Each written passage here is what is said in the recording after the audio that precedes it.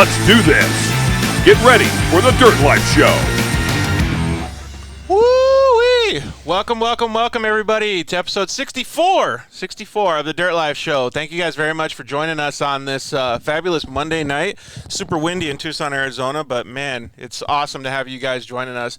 This episode is going to be really, really cool because we're going to do it a little bit different. We're going to take a lot of questions from you guys. We have a whole bunch of people calling in to get questions and answers from our featured guests tonight of UPR Racing.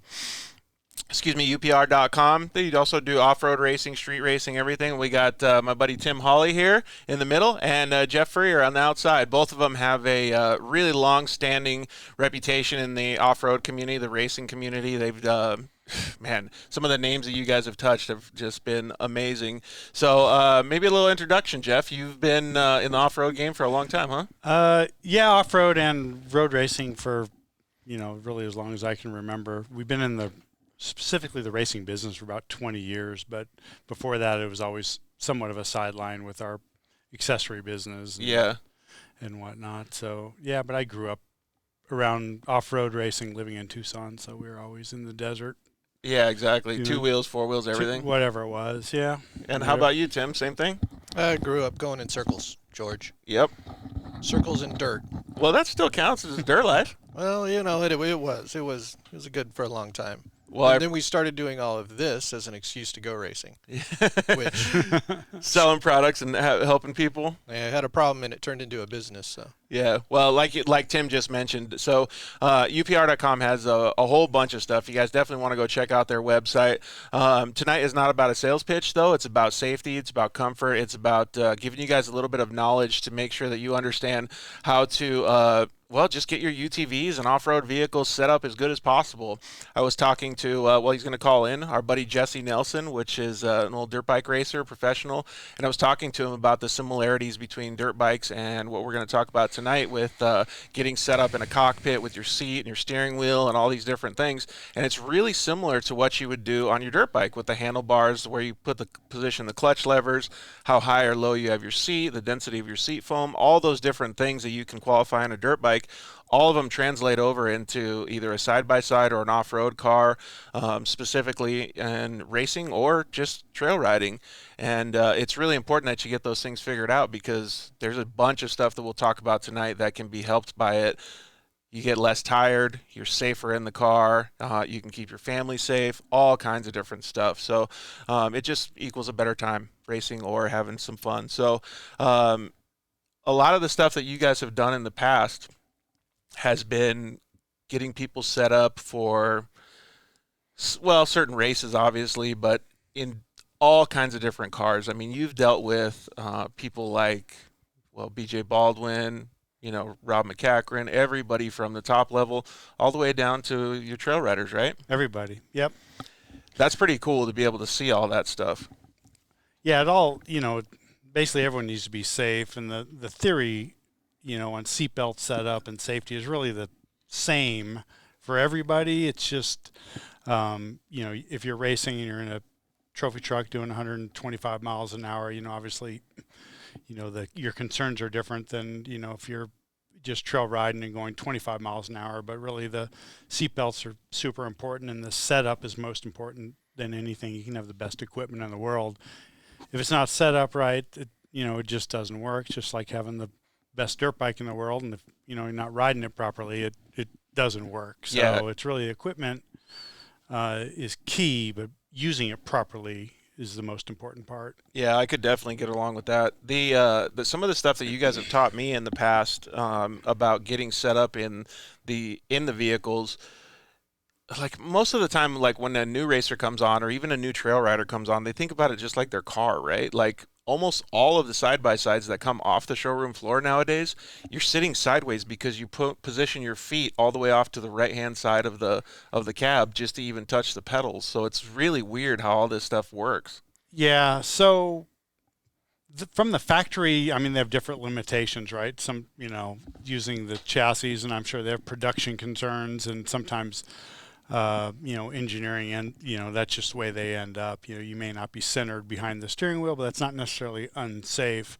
And from the factory, I think they're doing a pretty good job on a lot of the models with seatbelts and seats, and if they're used properly, like I was saying before, then you're in pretty good shape. But once you start, adding horsepower and suspension, and the vehicles will go faster, they usually go beyond the capabilities of the factory safety setup. Yeah, So some people exactly. add it a little at a time, all at once or whatever. But we see a lot of really fast UTVs or race cars with,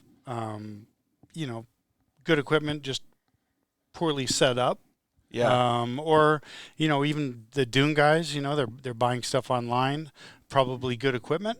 But where they're attaching it or how they're putting it on, I think the sale stops, as soon as you sign for a lot of that stuff. Yeah, So exactly. these people, they don't really know how to install the stuff, but they're not really given the information. So. Well, it'll be cool because we're going to give everybody the information tonight. So we have a bunch of guests calling in. So before we do that, I want to give a shout out to our sponsors. So we want to thank Shock Therapy. Those guys have been behind us for since we started the show. Those guys are awesome. You can use the code DIRTLIFE and go over there and save a whole bunch of money on their website, or you can just give them a call over there and tell them that the Dirt Life sent you. Get a ride improvement system, anything like that. Thank you guys very much to the Solder Weld guys. SolderWeld.com. Use the code DIRTLIFE. Save on an off-road repair kit. Zollinger Racing products. They make all kinds of badass UTV parts, just like Jeff was just saying, talking about the accessories and stuff. You can use the code DIRTLIFE over at ZollingerRacingProducts.com. Save a whole bunch of money. Thank you very, very much to the guys at KMC Wheels, the guys there, Ryan over at EFX Tires. They've been helping out a bunch, and we got some awesome stuff happening in 2021 with those guys to be super cool. And one of our buddies that we just announced last week, Josh LaHaye over at CryoHeat. He's been awesome to start working with, and we're going to have a bunch of stuff with him coming up shortly as well. So thank you very much to all those guys. We really, really appreciate it. One of the things that we wanted to talk about, and that we'll get Kristen Matlock's opinion. She's supposed to call in just a little bit here, is Baja 1000 is happening this week. So how much safety and how much setup did you guys have to do with Baja 1000, guys? You have a bunch of phone calls and stuff, Tim? 2 trips out of town. Holy cow. To make some custom seat inserts for some teams whose drivers don't necessarily fill the same seat. Oh, okay. That's well, I what think it comes down to. I think I might have saw something like that. I think I posted it on Instagram. One of them was BJ Baldwin was the main driver for his rig, and then Ray Griffith was gonna coach out for him. Ray Griffith, and then Jack's Redline and Abdali. Oh, okay. Which I think they're both in the rally truck from Geyser that I believe Abdali won the 1000 in that one. Yep. One time 4 or 5 years ago. So, they're really going to be a team to beat. Yeah, that'll be cool. So speaking of, oh, there she goes. That's going to be pretty cool to see, though. And so how do they do it? They get a custom seat insert and you just swap it out? Correct. Yeah, they. It's basically, they'll set it up at the pits to where the driver will be waiting with his seat insert. Driver comes in. We usually fit a seat to the largest driver, and then seat inserts to the other drivers in the vehicle. Like going as far back, how long ago was T-Force, Jeff? What did we do? 20 seat inserts for those guys? Yeah, well, I don't remember how many it was. There's a lot. They had several It drivers. seemed like a lot. We did them. Yeah, we've been doing them 15 years. That's plus, cool. yeah. Well, talking about seat inserts, we have we have Kristen Matlock on the line. How are you, Kristen? Can you hear us? Good. How are you? We're doing awesome. We might have a little lag because she's down in Yeah, Mexico. can you hear me? I have bad service. Yeah, she's down in Mexico pre-running. So we just wanted to get a little bit of info and get some behind the scenes of what's going on down there in Mexico. Can you guys hear me okay? Yeah, we can a little bit. Can you hear us? Yeah. Let me, actually, I'm going to take it off speaker. Let's see. So, Okay. Is that better? Yeah, one of the things that we were talking about on the show right now, Kristen, was that talking about like safety and comfort and obviously getting set up properly in your race car. And I think you actually use some of the stuff. We have Jeff and Tim from UPR.com. We're actually in their showroom today doing a show. And I think you actually use one of their seat pads in your seat. I do, actually. Yeah, because it was actually Roger Norman referred me to those seat pads when I decided, a long time ago when I first started Iron Womaning the Baja 1000, I knew that I needed a really comfortable seat pad. So he's the one that told me all about them, and it has definitely saved me for sure. Yeah, when I first Without got a comfortable seat, there's no way I can make it. yeah, especially when you're in the car for 1,000 miles, huh? Yeah, exactly. Yeah. It's Yeah, that's what I'm getting ready to do down here too. So I'm excited for it. how's things going? You guys just did a little pre-run? Yeah, we got, let's see, where are we at? We're in San Felipe now. So we've made it all the way from where we can start the race all the way out here to San Felipe. So mile 480, I believe, is where we get to today. Do you know what That's mile actually pretty good. That's a long drive. What is it? Oh, no, Further than 645. that, Sorry, yeah. 645. Yeah, you're almost done. Yep. Yeah. Yep. Yeah, Was- we're getting there. Unfortunately, I actually had a little bit of an accident today, so I'm got a chiropractor on the way right now. Oh. I've never done this before, but I went to pass somebody pre-running, and he pulled over for me. He was nice about it, but unfortunately, he pulled up on a little bit of a bank, and when I went to pass him, he slid down, and I ended up hitting his tire with my tire, and it ripped the steering wheel on my hands. Now both my wrists are a mess. So I actually found a chiropractor here in San Felipe, and she's a American lady, and so she speaks great English, and I was able to talk her into coming to visit me at the condo here, and hopefully she'll work her magic, put me back together. Did you have your thumbs in the steering? Did your thumbs get caught?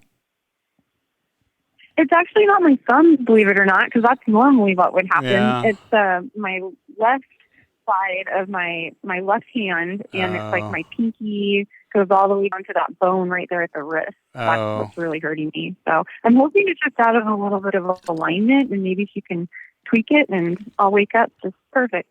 Yeah, and if not, there's always cortisone. Yeah, exactly. I'll make it through this for sure. Well, we know one person. Her name is Kristen. She's pretty tough. She'll be able to go through it, no problem. Well, thank you. I hope so. Yeah, it's funny because I can. Yeah, I think I'll be able to grab the steering wheel and go for it. The adrenaline will kick in. Well, I definitely don't like when hearing stories like this, but that's exactly what we were talking about tonight on the show, which we were talking about safety and comfort inside the vehicle. So it sounds like your vehicle is protecting you pretty good. So I'm glad that you didn't get more hurt. Yeah, these things happen, and like I said, I'll get her fixed up and make it happen for sure. I have to. So it's only Monday. When do you guys actually get on course to race? We start Friday morning. It'll be about 11:15 in the morning, but I have it estimated out right now. Okay, and what's the estimated completion time? And then I'm hoping to do it in about 22 hours this year. We'll see, though, because I went through a section yesterday that was gnarly for a couple hundred miles. It was just so twisty, rocky, silty, just you name it. It's like they didn't want us to go straight at all yesterday. It took us, it was basically a 25 mile per hour average through the 200 mile section. So It was a long day.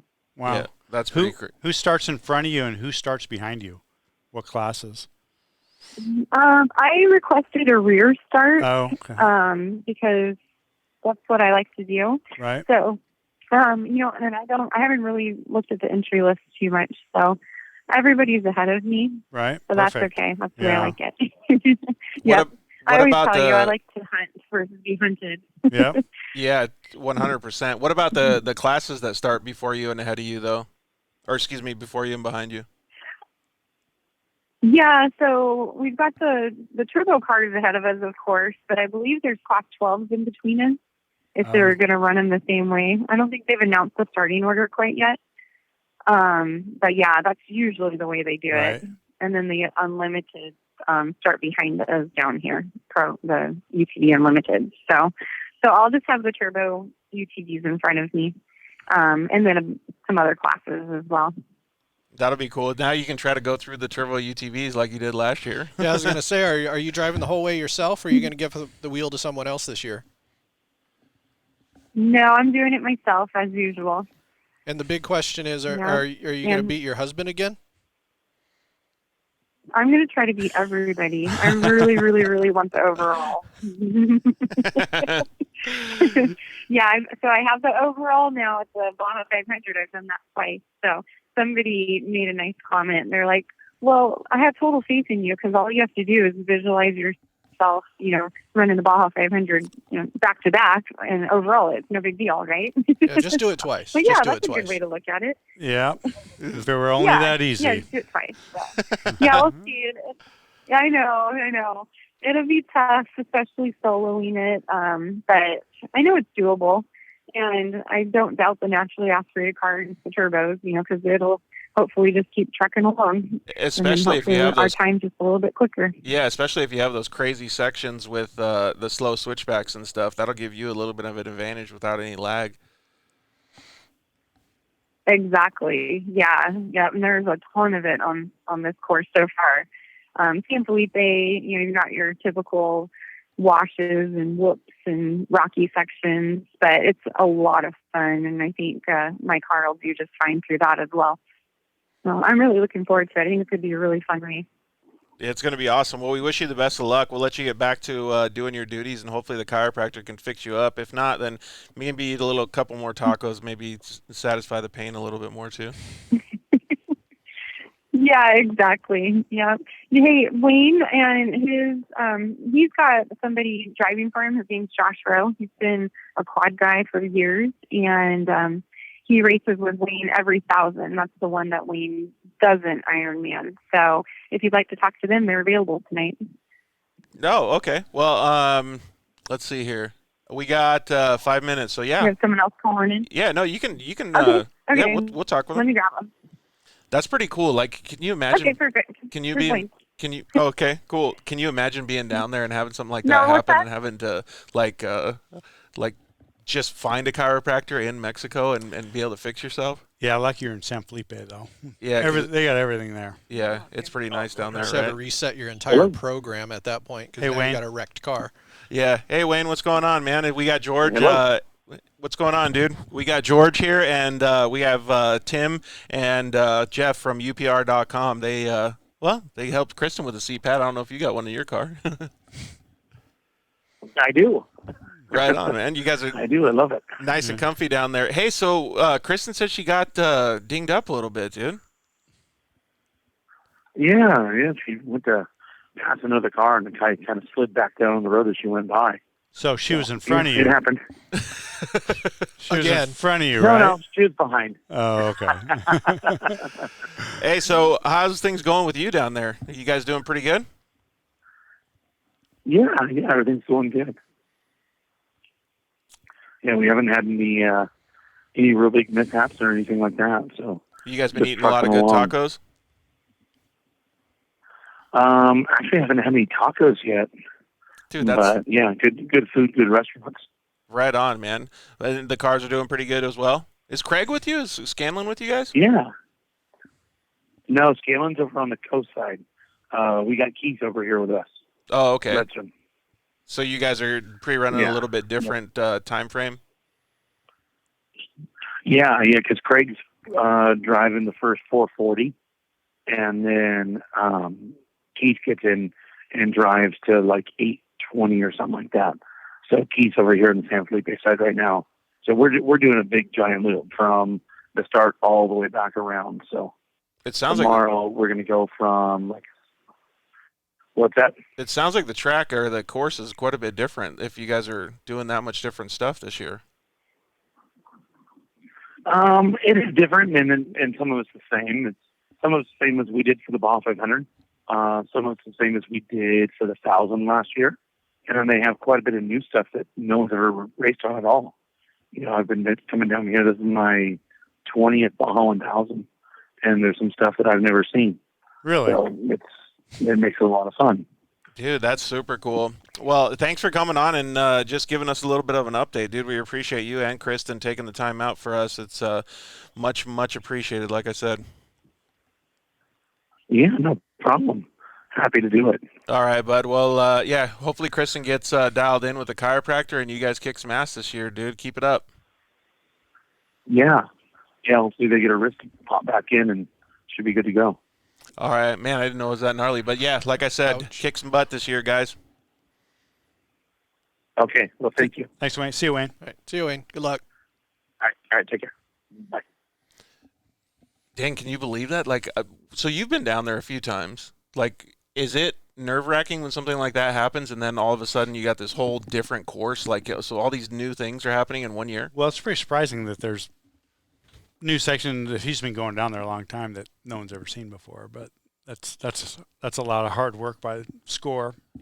Roger's down there mixing it up, and they just ran the 500, ran 250 laps basically. Dang, So, and then to find new trails, and then all the logistics and all the people you got to talk to and the permissions you got to get. That's a pretty big deal. So Finding a bunch of new dirt, that's got to, there's a lot of dirt down there, but finding a lot of dirt that you can use. Yeah, and that you can legally go on and have an actual race course that's safe and stuff. Man, that is a good thing. So Richard HPR Harding said good luck to the team down there, the Matlock team. And, we really appreciate you guys tuning in tonight. Thanks very much. It looks like Alfonso was probably going to ask Kristen, what is it like being in the car for that long? You have been in a car for a pretty long time, Jeff, too. Yeah.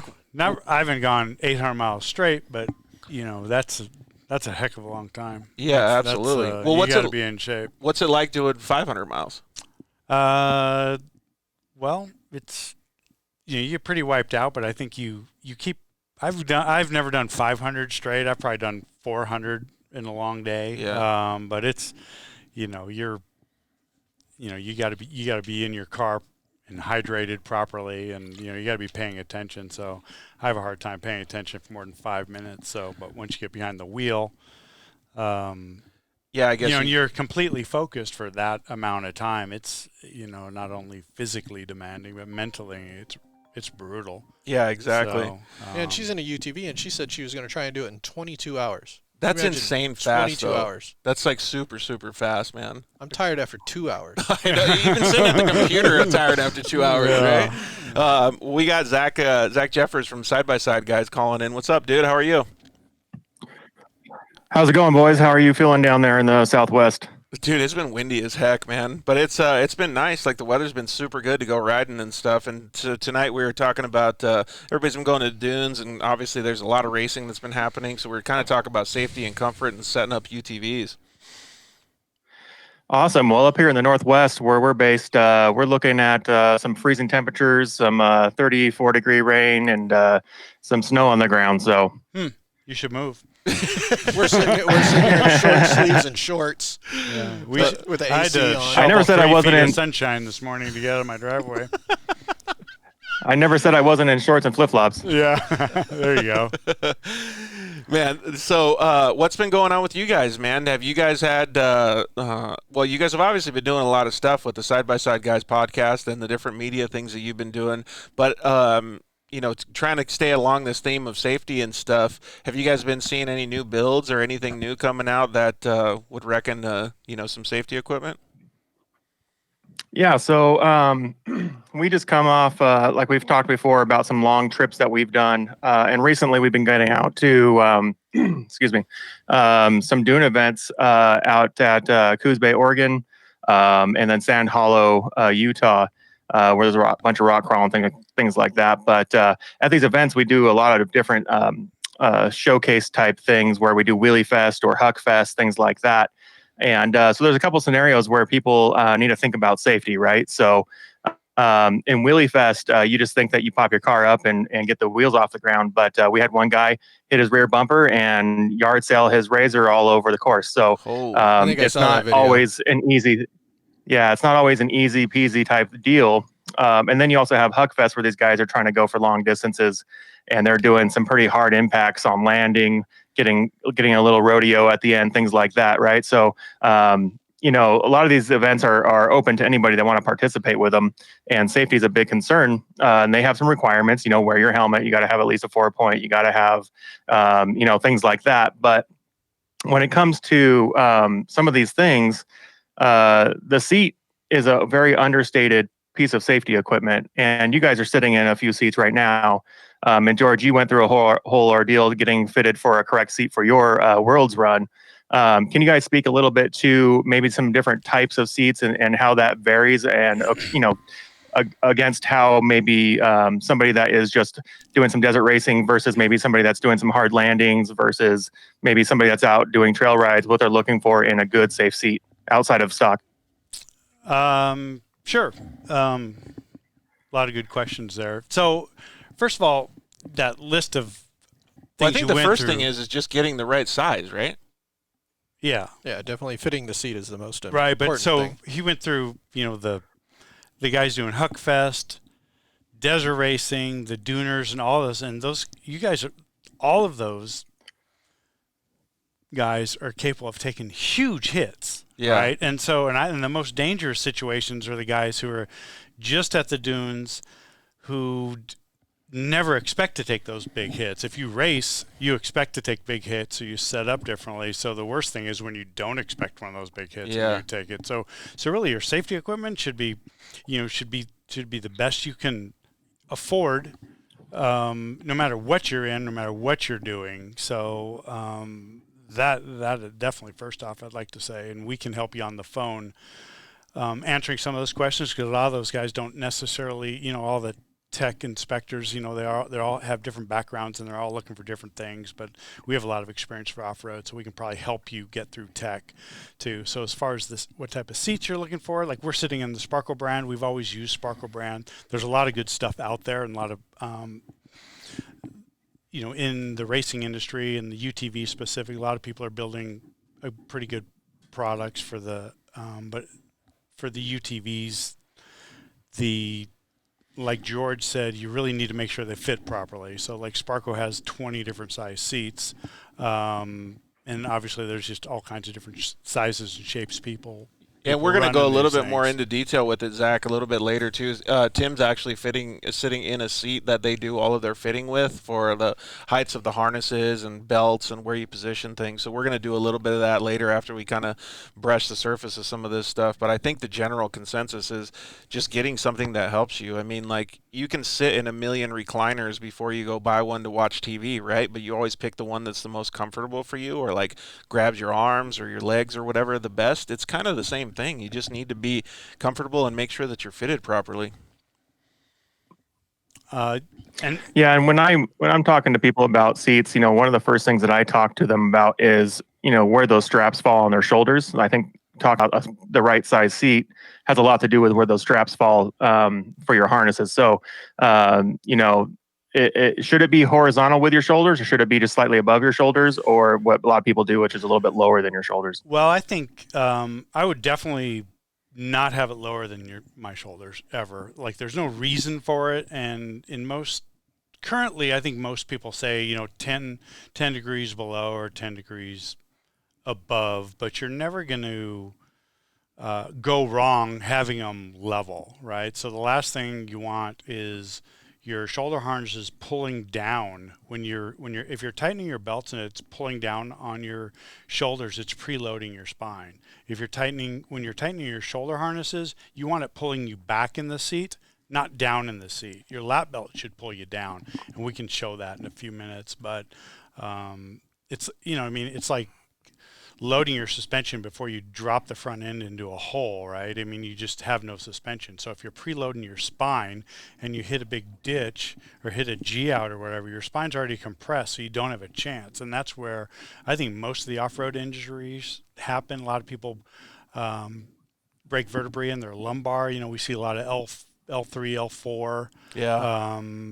Because, they're basically just compacting their spine, but they're already preloading it because their seatbelts, their shoulder harnesses are adjusted wrong. So you definitely always want your shoulder harnesses just pulling you back. If they're pulling you down, like 90% of the ones we see out there set up, then it's wrong. But the way the roll cages are set up, a lot of times you have to do some modifications to get your seatbelts in the right position.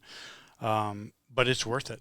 It's worth it 100%, especially when side by sides, Zach, this, like, they're made for us to have fun with our friends, right? Like 90% of the people that are in a side by side are going out with their kids in the back in a four-seater and their wife in the passenger seat. Like it's not like your normal passenger car. You're not driving a minivan. Like you're hitting some pretty serious stuff. Even if you're not jumping, some of those G-outs and stuff at the dunes or in some of the rides that you guys do are pretty gnarly. Yeah, you got to really think about the fact that you're not just in a truck going down the street, right? You're in an off-road vehicle, and you're gonna more times than not push yourself further than you maybe sometimes are comfortable for, and you're gonna find yourselves in precarious positions and at speed. So that kind of leads me to one of my other questions for you guys. Is a lot of people are buying these seats in bulk. They're not buying just one seat for the driver, right? They're buying 2 seats or 4 seats so that they all match. And so what you start seeing is these generic shells where it's just a flat back, kind of a flat lower with some bolstering on the side. It's kind of like the industry standard framing for a seat, right? When you're talking to a lot of these guys that are coming from, they're older in life, they used to ride motorcycles or whatever, and they've got maybe some back issues, some neck issues, things like that.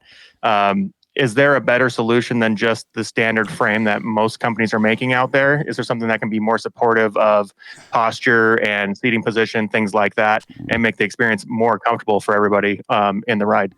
Well, there's enough seats out there on the market that you can actually go through, like going with the Sparco brand. Not that everybody's putting 4 Sparco seats in their car, but we have done it where the adults are sitting in a different seat in the front, and dad's 6'2" and 240 pounds, so he's in one seat. The wife's 5'6" and 115 pounds, and she's in a different size seat, and so they'll put just 2 matching seats in the back, and they're able to match it up. But even coming out with some of the other brands, HSP and Simpson and everybody else that are making their seats, they're making wide body seats. They can adjust the way the height of it. The problem is that there's, some of these seats that are coming in just out of containers, and you buy 4 seats for, $1,000 or $1,200, and that's where people are going to be running into the problem, is when they're, focusing on a price of just trying to buy a bunch of cheap seats to put in the car, and not really thinking about their own safety when they're coming to it, because you see some guys that are just not in the proper seat, and, but then he tells you, well, I spent $1,500 on them. That's actually a good point to bring up, though, is like Jeff and I have talked about this, or you guys have talked about this with me a bunch of times, and Zach, you can definitely get along with this, is the stock setup, even if it's a over-the-shoulder seatbelt, is not as bad as a misconfigured harness Absolutely. setup. Right. So if you have the wrong harnesses, or you have the setup in all your cool shit, you could still have a way better, safer time with the stock setup. If the seatbelts are adjusted properly, the stock belts are, they can work. So is your question, some seats are better quality than others? Absolutely. Or so I know there's a lot of the US made stuff that's super high quality.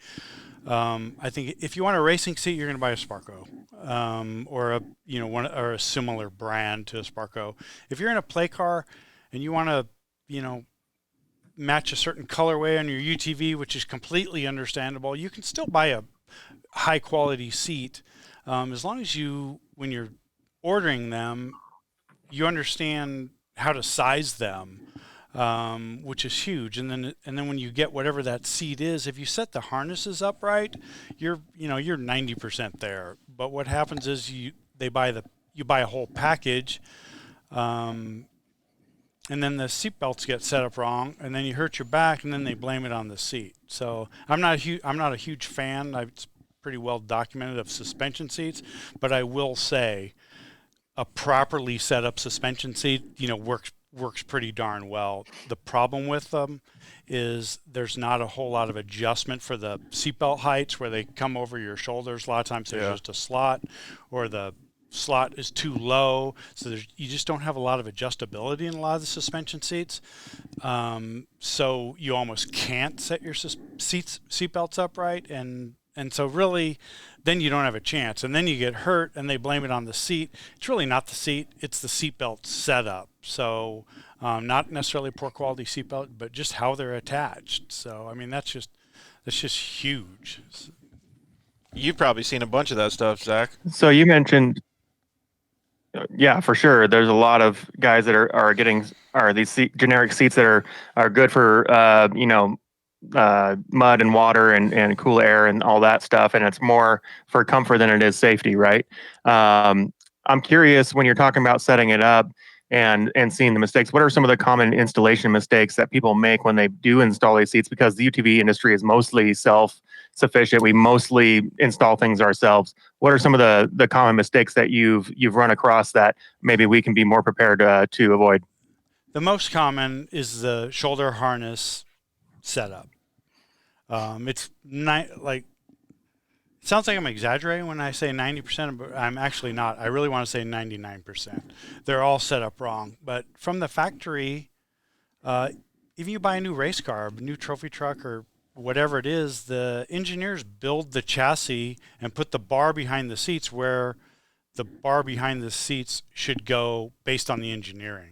It's not, and that's where the harnesses go. That bar's not put there based on the height of the driver and what type of seat it's going to put in it. So we see it all the time. And so we're constantly manipulating that bar height or talking to people about adding another bar. So on the UTVs, even from the factory, the bar behind the seats isn't set up at the right height to add a 4-point shoulder harness for. And then the companies are selling kits to bolt a harness on it. And that if that bar's not in the right place, then the harness isn't going to be in the right place. You just don't have a chance. But it's a big job to change it.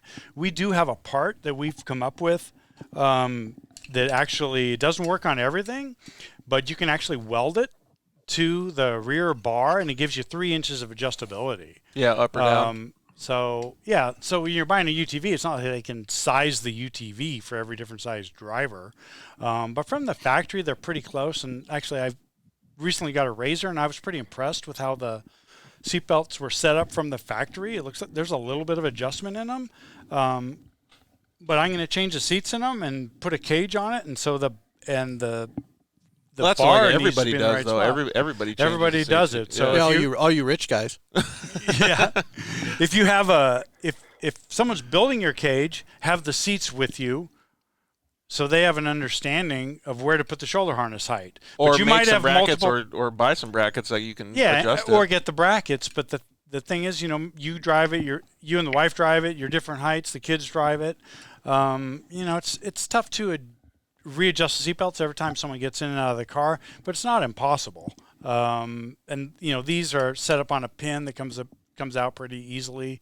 If you get it within a pretty close range with the variety of the people driving them, the UTVs, assuming they're not 8 inches difference in height, then you're probably going to be a lot closer. But I would say shoulder harness setup is the number one problem. And then from that, people, if they're buying a 5-point harness, they're not using the sub belt.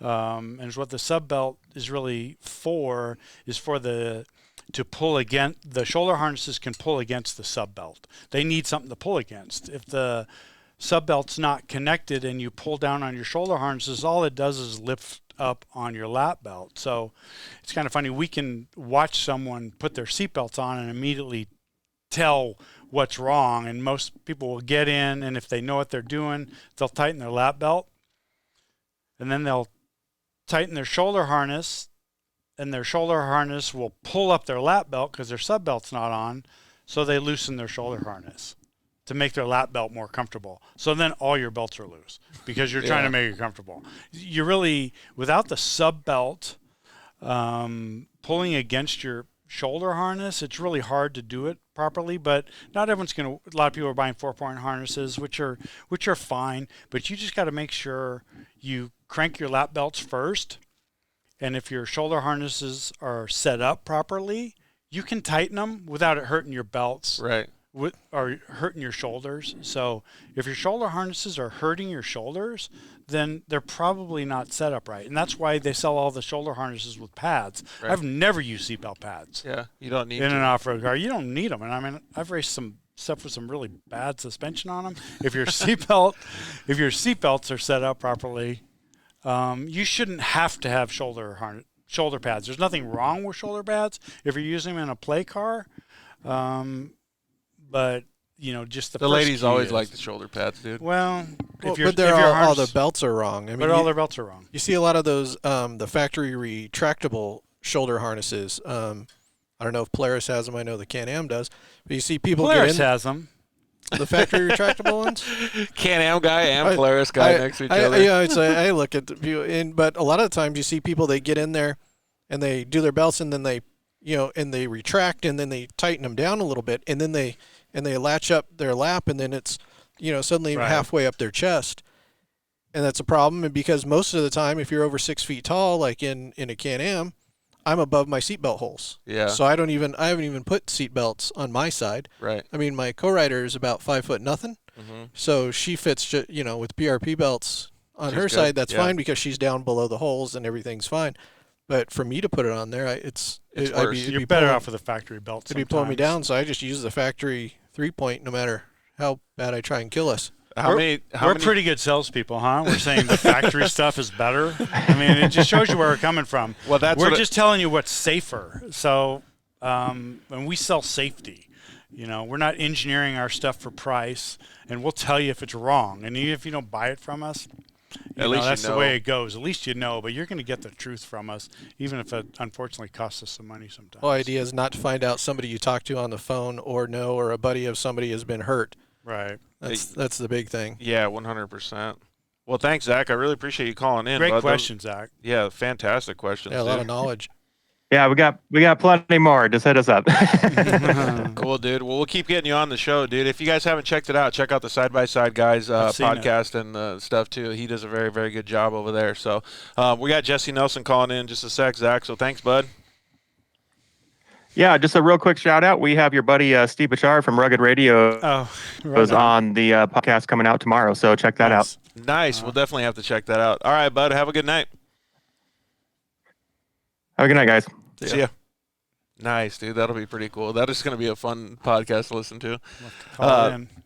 It's pretty crazy that that we can talk about this stuff. Like, I can't wait to get to have you show how to set up some of these seat things. Like, it's going to be so cool to see it, because when I went through the process with you, like setting up anything, any of the cars that you've set up for me, I had zero idea about any of this stuff when I went into it. I was the total UTV guy with knowledge of thinking I was driving a minivan in the street when just jumping in a UTV and going fast, right? And it baffles me to this day still that I was so I don't know what you want to call it, negligent pretty much to my safety and to my comfort. Well, off-road's tough because like Tim and I see it all the time, right? Like, we're explaining stuff to people that you would think they would know, but the reality is off-road guys come off dirt bikes, Right. So if you come off a dirt bike and you get in an off-road car, like, you think you're safe, you know what I mean? And the other thing with off-road guys is, like, whether you came off a dirt bike or whatever, off-road racers have never been sent home from tech, right? That's a good you sign up, your car's not safe. I'm not good or bad, you know what I mean? You know the tech advisor or whatever, and most of them are great people, and they'll advise you, and they might tell you something's wrong and to fix it, but the reality is you can show up the next time. Yeah, fix it next time, or fix And it then- for next year. And they're going to see it, and they're doing a good job. Like, Ultra 4 and Score and Best in the Desert, those guys, like, we talk to those guys quite a bit, and I think some of those, they're just doing a really good job trying, but the reality is they understand how it is to be a racer, and it's like, they don't want to tell you go spend another $200, $500, $1,000 when you spent so much money to get there. So most of the time they're going to pass you through tech with a stern warning. But road racing and a lot of other types of racing, they'll send you home. Yeah, 100%. Like, I've been sent home from tech before for like being barely out of spec on things. It's just, so I come from a different background or have some different experiences where they'll send you home. Yeah, exactly. Like, they don't care. Like, they're like, if you're wrong, you're wrong. So, which I think, sometimes would be good, but we just really like to get the word out there and try to help people before they get through tech and have a problem, so they can get through tech, number one, and then be safe, Well, one of the people that we want even you to more important. help out and get through tech is on the line now with us. His name's Jesse Nelson. He's a ex-professional motocross racer, and now he's racing side-by-sides, doing a killer job, actually. And, yeah, Jesse, what's going on, man? Hey guys, what's happening? We're just talking about safety and racing and stuff. We were actually talking about some of the ways that people set up their cars and how sometimes stock stuff is actually better than a badly set up trail riding setup or whatever. But yours is a little different because you really want to get your cockpit set up good. Jeff was just talking about motocross and how those guys come over. What kind of stuff have you seen with your setup that you could use help with? Sorry to say, but actually, there's quite a bit of things that I need to change. I would really like to have everything feel at home. Like every time I get into, well, actually I sold it, but my old race car, it was, everything felt so foreign. Like nothing was comfortable. Like I could do okay in it, but I just knew nothing felt how I wanted it. I was never comfortable. Like when I'd get in my Turbo S, my play car or whatever, and a 2-seater, it felt great. Everything was nice and tight, and I liked the way it handled. The suspension was good, things like that. But then I get my race car, and it's just awkward in there. It's tight. It's weird. The seat's just not mounted right. It's got a little bit of a kick from the front. It's just little things that just really irritate you. And it's not perfect. And and you're going racing, you want everything to be, like that baseball glove that just fits you perfectly. And I just haven't found that yet. And I'm trying to look at different options, things like that. I know you guys, we're talking about some safety stuff, seats and harnesses and things like that too. I think just getting the right person to give me some pointers and just say, hey, here's how it should be set up. Here's what we can do, whether we can do. Yeah, a lot of it's ends up being in your seat position. That's what, when we go to do a seat for somebody, we'll sit there and, have a conversation with where you're going to sit and how you're going to sit. Are you sitting off to the side exactly. compared to the pedals? Stuff like that. Yeah, Jeff will spend, we'll spend 10, 15 minutes figuring out how you sit. And that's why a lot of these custom seat inserts, we end up, putting you in and out of the car itself 2, 3, 4 times and getting you in different positions. 10. Or 10.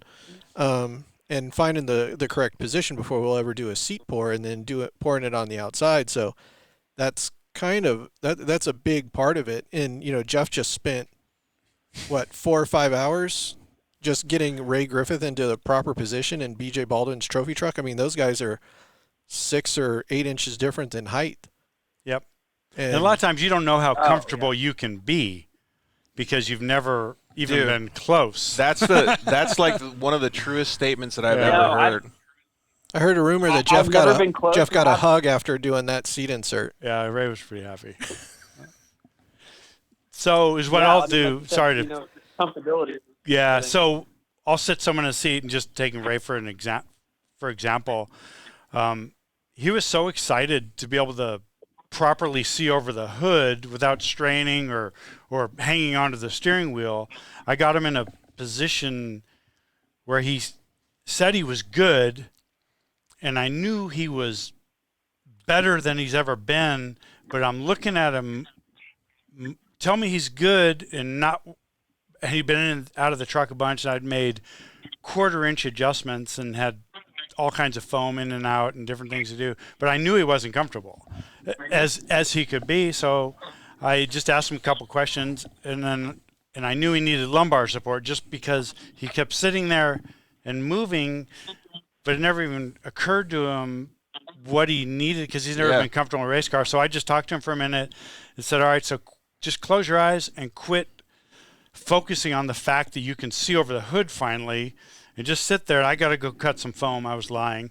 I said, I'll be back in a minute. And then I'll talk to you again. And then I come back and talk to him. And after he quit focusing on one thing, he found 2 or 3 other little things that we fixed and made it perfect. So Jesse knows all about that though. Like they'll do like total like mind fuck to him in Supercross and motocross and stuff. Be like, dude, my suspension sucks. Well- All right, we'll fix it. Go in the truck, and he'll come out and be the exact same thing. Right. And like he clears his mind, and it's better. right. Tires well, aren't balanced. Yeah. Bring it around the building. Yeah, we've Yeah. we've dealt with customers like that too. But sometimes that's it, right? I mean, sometimes you make so many changes, you don't know where it is, and you gotta reset. Yeah, that's I suggested to Jesse that he just bring Yeah. his two cars over. It's an 8-hour drive. He can just come hang out for the day. We go eat some tacos. I would bring him tomorrow. If I had him ready, I would bring him tomorrow because I've been looking for. I mean, I love my seats. Don't get me wrong, but I just know they're just not exactly what I need. And like for me, it's not like I'm going to be pushing it in the floorboard with my feet or something different. It's like that. My seating position is like everything, and I've been sitting on as far as getting a little bit extra comfort or a little bit extra fitment, I've been sitting on a gel pad from Walmart. Like that's So what I use. terrible. When I race. It's just like. I don't know if you have the yeah, live feed and on right now, I just know Jesse, it's but not right. we're showing one of the UPR seat pads. This is the truck one. They also have a UTV one that's a little thinner, but this seat pad is an insane improvement just if you get this and don't do anything else. Like the way that it supports your back and lumbar and stuff is crazy because of the thickness and the foam and the way that it helps you. Yeah, we developed that from our custom seat inserts because the seat inserts are expensive, and we have to typically travel to go do one, and they're it's just not with one. Not everyone has time for it. Not everyone really needs it. So we've solved a whole bunch of problems, most problems with just the right size pad, and then we can space these up and down and move them around a little bit, and seating position. So if you fit your seat, we can get you way better with one of these. These have different densities of foam in them, so you progress. It's kind of like a bypass shock. We call it a bypass for your ass. So it's got firmer foam in the bottom of it, so you'll never bottom out on the seat. You say you're using a gel pad. Some people think they can use memory foam, but memory foam has memory. So Right, you Just sit on smashes it, down and it's done. it packs down. Yeah, It's really the it's worst thing down, you can down. use. Then you're on something solid, Yeah, really. It's the exactly. worst thing you can use. I definitely think Jesse would benefit huge from having a custom insert, but anybody can benefit from that seat pad. Yeah. If you're the only one in the car, we should be able to set your seat up. I mean, I'm working on my car right now. I worked on it all weekend, most of the weekend, getting the seating position right. And we've bought a whole bunch of brackets and different things from people, and the seats honestly, most of them set the seat up too high. A lot of them have a ton of flex in them. We were working with one that George had for his for that R1, and we just changed it, built a bracket. Hopefully, we can put them into production that gets the seat, much lower and without any flex. So when the bracket's moving around a bunch, a lot of these brackets have 3-4 pieces to put them together. They just move around a whole bunch. They're just make it really tough to get a good Yeah, seat fitment. so Jesse, you saw some of the RS1 stuff that we did. So I had bought like some aftermarket just seat brackets that I thought were going to work that I could just like pop in the car. And I was like, all right, I'm just going to have to deal with it because I only got A one race. well-known brand, Yeah, super well-known brand. I'm not going to name it. well-known company. Yeah, and it was Okay, that's good. it was $700, and I was like, okay, cool. Like, I'm gonna use this one, and I'll be good. And so I threw it in there, and I brought it down to Jeff, and he goes, dude, what the fuck are you doing? Like, you just got hurt. No bad I don't words. want to see you get hurt again. Like, he was so upset that I was going to use this thing that he went and obviously made it a lot better for me. But he took it to the next level, and now he's doing it so he can make brackets that are super safe for all the razors and all the side-by-sides. It's awesome. I'm all ears. And like I said, I don't have much experience. So like when it comes to setting a car up or setting a lot of these things, like I don't even know. Like I don't know where Right. the seat's You supposed to be. shouldn't Like, know. Of course, for me, naturally. Yeah.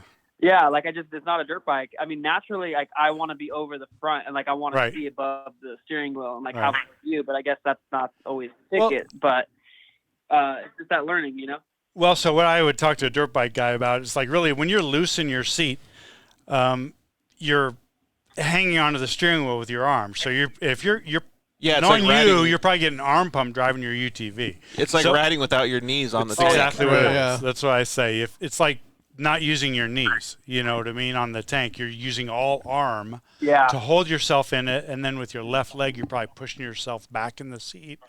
You're just kicking your own ass for all of those miles. Is all UTVs are super easy to drive. Is all you have to do is steer. I mean, the brakes typically are pretty good. There's not a lot of pedal pressure. It's easy to push the gas. I mean, they're super easy to drive. You should not get worn out driving a UTV if you're set up properly. Yeah. But if you're bracing yourself, keeping yourself in the seat, every corner you go around, every bump you hit, if you're moving around in your seat, every bump you hit it 3 times. We know you up and down. You're working on your race program right now, aren't you, Jesse? When are you going to have your cars kind of in the position to be able to maybe take a drive out here and have Jeff take a look at it? Yeah, I would, like I said, I'd be there tomorrow if I could. I am kind of at someone else's mercy right now. I'm building a new RS1 for racing season 21. And yeah, like you hit the nail on the head too, as well. Talking about sliding around, and like for me, I don't have the use of my legs. So it's not like I'm pushing off the seat. So like if I'm not stable, I'm always fighting it. And that's how I always feel. So I'm so uncomfortable the entire race. And then I have hand controls for a brake and for a throttle. So I'm always moving my hands and everything around. And it sucks when you're kind of sliding around and you don't have like, yeah, we can help you. We've done this. Yeah, this isn't the first time that we've done this thing. Yeah. But it's the first time that a lot of our audience, and Jesse, first of all, has ever heard of this stuff. So I'm really excited to see. Like Jesse would be a good thing to video. Maybe I could come down. We could video it all and stuff. But dude, that would be super cool to get you in here and get you stoked on your car. Like I was telling everybody else, the first time I saw Jesse drive at a works race, it looked like he was driving a Razor, like with the dirt bikes. Like he was doubling braking bumps and like doing such crazy stuff. Like the first thing that I said to him when he got back, I'm like, dude, we gotta get this car comfy for you, like, because to see him safe at the next level would just be amazing. Yeah, you're not going to do it flopping around in your seat. At least, no, it's miserable. And like that's another thing where I didn't do the last couple rounds. I sold my car. Well, because COVID was kind of all over the place as well. And then we can solve that problem too. Let's get a little tired. Yeah, we know how to fix that. Once you're at one with the car too, that's a whole different thing. We hear that from people all the time. Is once they get into a proper fitting seat and they're in a proper position and they're not bracing with their, everybody braces with their left leg and pushing back on it. You can go so much faster to the point where you're changing your suspension because you're now feeling what the car's doing instead of flopping around. It's been that drastic of an improvement? I heard a rumor. Oh, I heard a rumor one time that you go 10 miles an hour faster through the whoops out in Prim in a properly set up seat. Dang, that's crazy. These guys are going almost 150 miles an hour now. That's just nuts. because of you. Proper positioning. Yeah, we'll give all the credit to Tim. It's all Tim. I don't know. 60%. Right. As soon as I get that car, I will drive out there. Okay, sounds good, man. We can have some tacos too. We're gonna treat you to a Sonoran dog. Have you ever had a Sonoran dog? No, it sounds disgusting. It's not a joke. Right answer though. Is it a real thing? Yeah, it's a real thing. That's a guy that's been on the wrong end of a bunch of those jokes. Yeah, it's a guy that's fallen for it more than once. Yeah, you're always that guy. That car, I'd gladly drive out there. Bring the play car too, so we can show some stuff with the play car as well. Because we're talking about racing because it's all fundamental for us, and like we really know a lot about racing. But these same things, like. The next time I get a play car, I want to get a 4-seater just because I want to take a bunch of people out and stuff. And so the next time I get a play car, I'm going to come down here and just learn with these guys on how to set that bad boy up too. Yeah, that's key. Is knowing is half the battle. And then I was going to ask them as well. So if I get a seat cushion made or a setup made for my RS1, could I take the seat cushion out that goes into my Sparko seat and put it into my play car? Yes. If we set the seat in the same, if it's the same seat.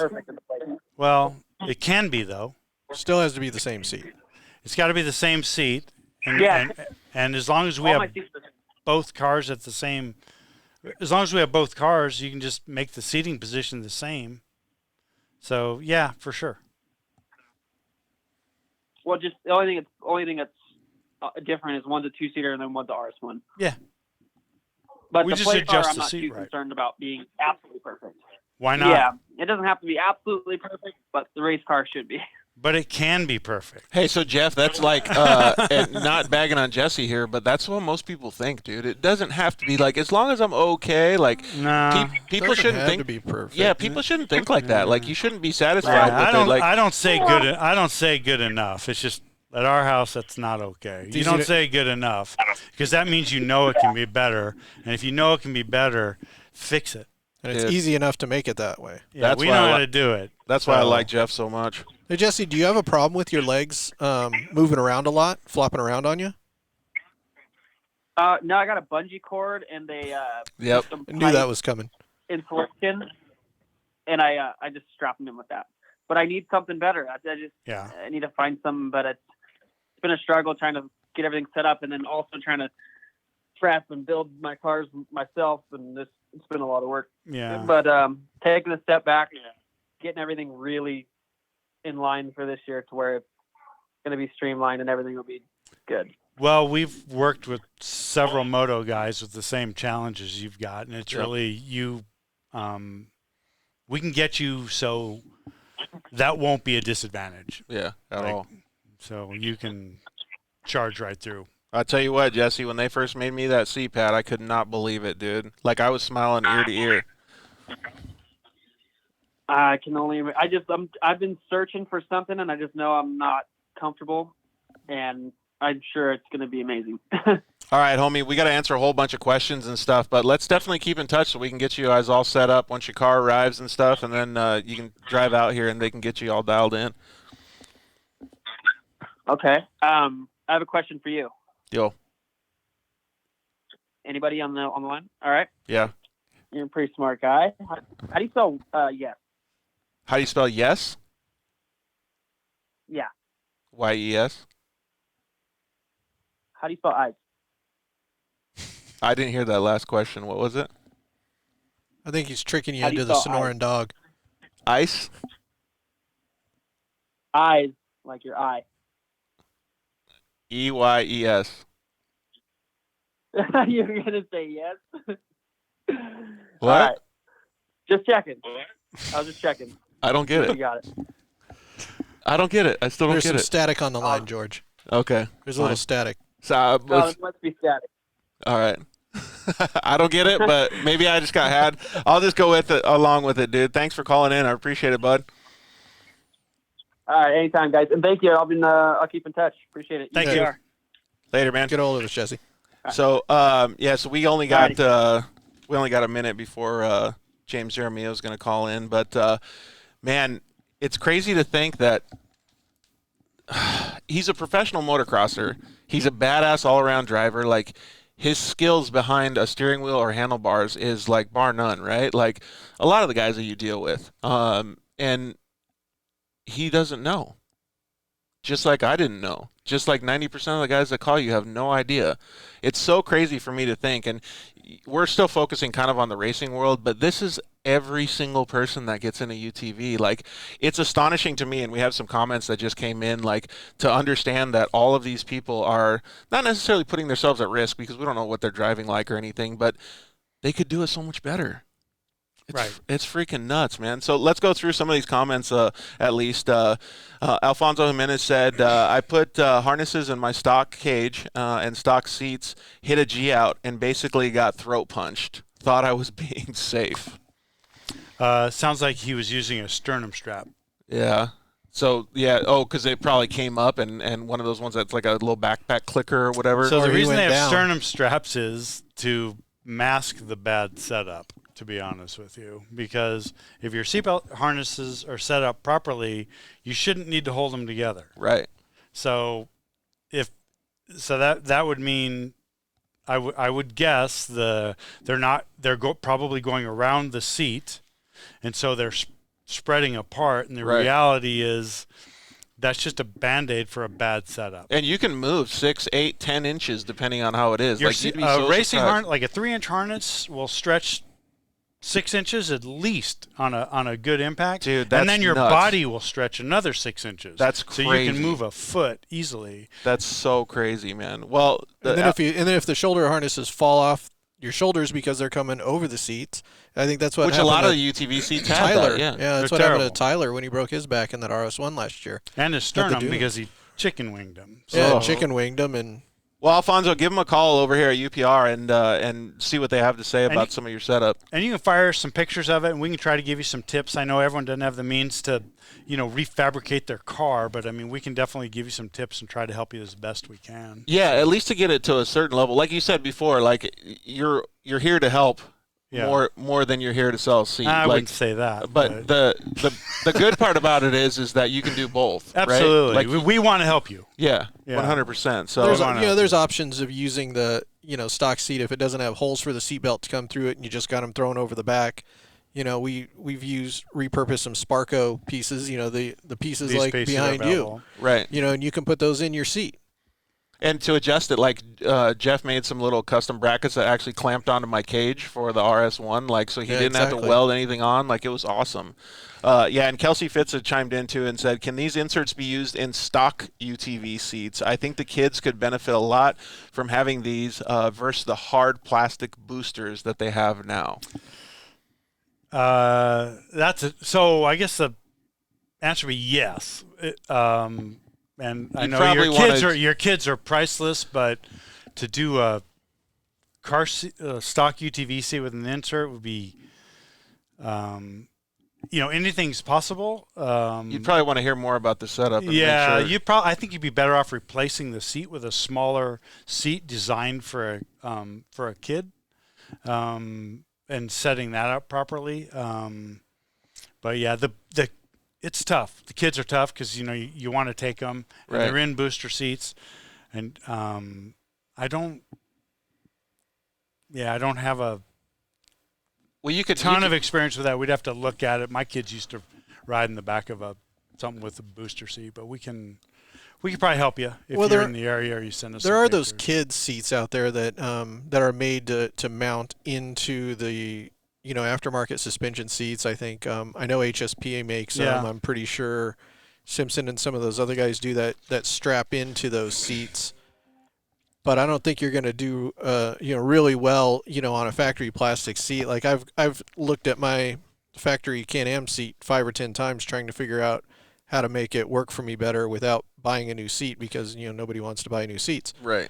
But it's a very difficult situation, and doing a full custom pour on a little kid that's going to grow is going to be that's where getting almost a case of where you can put some seats in there that they could grow into and grow with. But yeah, that's a typical case by case. You should spend more situation. time figuring out how to steal seats rather than staring at your crappy plastic ones. Well, Kelsey said that she does still want to keep the stock seats for bigger people, so she wants to be able to utilize it. So I think it's kind of just one of those things where not only is she going to learn how to properly do it, like you guys can help, but you guys are probably going to be able to learn and teach her at the same time. I think there depending are on some the situation. aftermarket solutions for what she's asking, but without knowing more about it, it's hard to give a real good answer on that. But there are solutions out there. They are making some smaller seats, so depending on what you're using now, we'd love to help you. Call Tim. He can answer those questions. Yeah, that's cool. It'll be nice to see what you guys come up with for the play car too, Kelsey, because I know that Kelsey has her husband is a fabricator and a racer as well, okay. so they do Perfect. some pretty good stuff. Perfect. One of the other guys that had some questions for us tonight is James Jeremio. He's just joined us. What's up, James? Hey, George, how you doing? Good, bro. I got Tim and Jeff from UPR on the line with you too. So what's happening with you lately? Awesome. Not much. Just finished up a Monday work day and trying to figure out the racing plans for next year with the recent news of the Lucas Oil Series. Yeah, what do you think about that, Jeff? About Getting Lucas my car ready Outdoors? for That's I don't know. I hate to see I hate to say no one saw it coming, but that's tough. That was they had a good run. Yeah, they did. Not to be the guy, but I called it 4 years ago. Well, it's really tough on a lot of people out there because there's been I know quite a few people have been making their plans and buying cars and trying to. I mean, we've got customers coming in. We're talking about on a race level. Have you seen what it did to the industry, though? There's huge companies, tire manufacturers, fuel manufacturers. All of them are laying off people just because Lucas shut the doors. Right. Crazy, man. Yeah, and we're not talking about little tough. companies here. We're talking about big Yeah, dogs. but you're talking about I'm talking about the end racer that's affected because we've got families that spent, $20,000 buying an RS1 and, in seats and things like that it's going to affect pretty heavily too. Because now it's pretty tough to explain to your sponsors when, if it's just a small family team. Yeah, 100%. Even if, what do I do? Yeah, exactly. We got somebody, on the hook for, 20, 25 grand worth of stuff right now, and now they don't know where to go race. That's insane, dude. So I feel bad for all the factory reps that are going to be affected by it, but it's hitting the normal guy pretty hard. It's crazy. Well, maybe more are going to go race the Work Series. What do you think, James? Yeah, I'm going to go this weekend, actually. Well, I had my short course car all pulled apart, getting ready to refab it for next year, make a couple changes. And decided to put it back together and go do the short course version of the Lucas race, of the Works race this weekend. So that'll be fun. Get a little seat time, and right now I looked at a couple different options and just see which direction we want to go and what next year is going to look like. But dude, we'll see you there this weekend. We're going to come hang out. Oh, awesome! I'll definitely be there.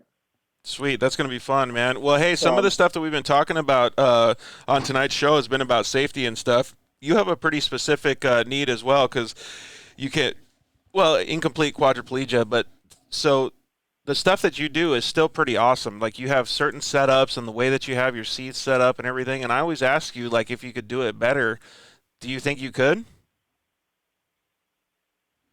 Oh, absolutely. Especially with the seating, what I always tell people, and I think it's right up your guys' alley, especially with guys in with my injury, when they want to look at getting a car together, I say, first thing, you got to get the right seat, because if you can't hold your body in together, like I can't drive my feet down to the floorboard to hold my body up. I can't press myself against the steering wheel to hold my body in. So it really all comes down to the seat, and that's what I noticed racing Works is it would get so rough. You just feel like a big stack of potatoes bouncing around in your seat, just in the seat belt. And I went to a full containment seat probably 3-4 years ago, and it completely changed the way that I was able to drive and race, because it just felt like the whole time I was driving, I was getting a big bear hug around me, and I didn't need to worry about holding my body steady in the corner. It was, it's one of those aluminum, almost like a NASCAR looking style seat that'll hold up your head and your shoulders as you're going in the corners. And it made such a big difference. It completely changed what I was able to do with the car. And people can do that in their play cars too. Yeah, well, certainly. Well, not necessarily with that absolutely. seat, I'm saying just get that comfortability. Yep.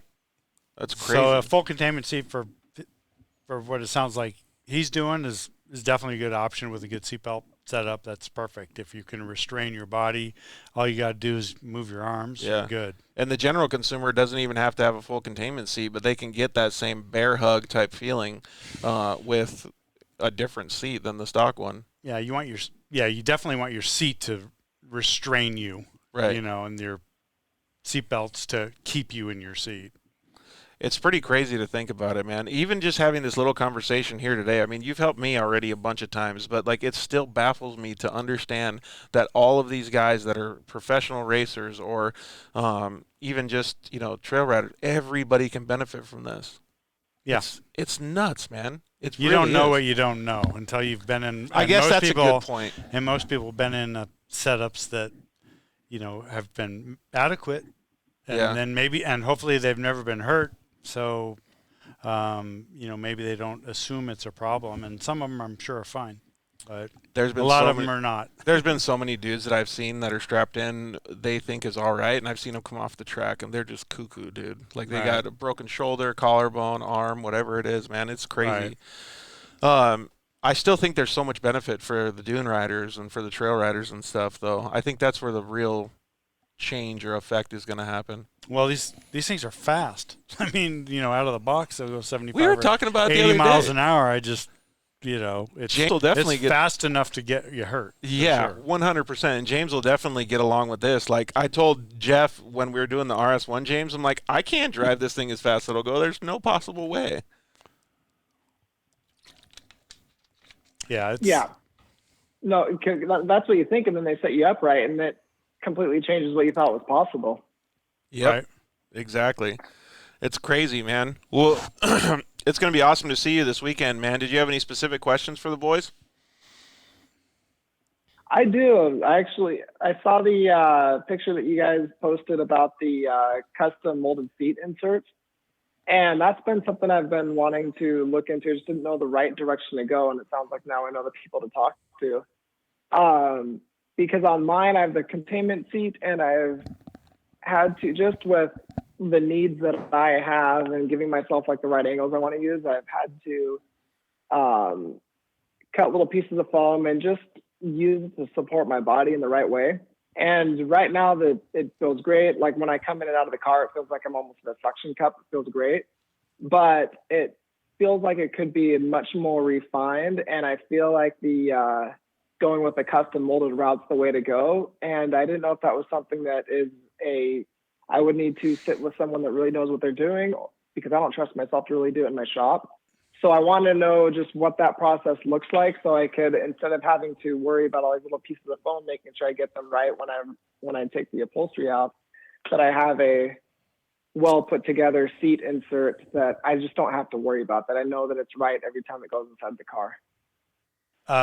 So it sounds like he's putting in individuals like pads and stuff to space him apart. We sort of start basically when we're building a kit. That's sort of what we do. We start basically doing that. So on our Instagram today, we posted Ray Griffith's seat, which was super complicated. There's about 40 pieces of cut foam in it, and we didn't take a whole bunch of pictures, but there's a couple pictures in there so you can see how much foam and what an unfinished insert looks like. So basically we use different density of foam in different parts of the seat where you need it, because you need it in soft in some places, and on some parts of it for support you need a little firmer. So we'll use multiple densities of foam, and then we basically pour a chemical over it, which is that sets up into another foam over it, and then we trim it back and cover it. And I think there's 8 or 10 pictures that tell about half the story on how the process works. But effectively, what you're doing is sort of a version of what we do. We probably have access to better or more materials. Well, the knowledge too, James. The knowledge is where to do it. So and our piece will come in and out in one piece. Yeah. You might have several pieces, but I don't know. You may not be that far off. So we could see what you're doing, and I'm sure we can help you one way or another. But there's nothing beats a molded insert that's molded to your body. I guarantee you wouldn't be moving at all, and certainly, and it'd be one piece. So. Well, what we're doing is very similar to the way they are doing it for the NASCAR guys. They do the full poured seat. They take the full containment seat. They get the driver in the position. They do everything the exact same way we do, and then they pour it. The big difference is once they get that all done, they 3D scan it so they can replicate that $15,000 seat as many times as they need to for $15,000.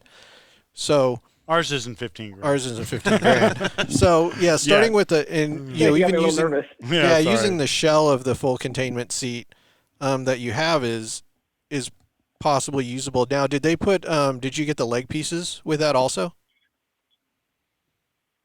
I don't have the leg pieces down by the calf. I want to incorporate that in the design. So did you, especially the leg pieces, I want to see how well that can hold me in. So you just ordered a seat to your measurement. You ordered a 15-inch seat or something like that. You didn't actually travel and get a pour or anything like that.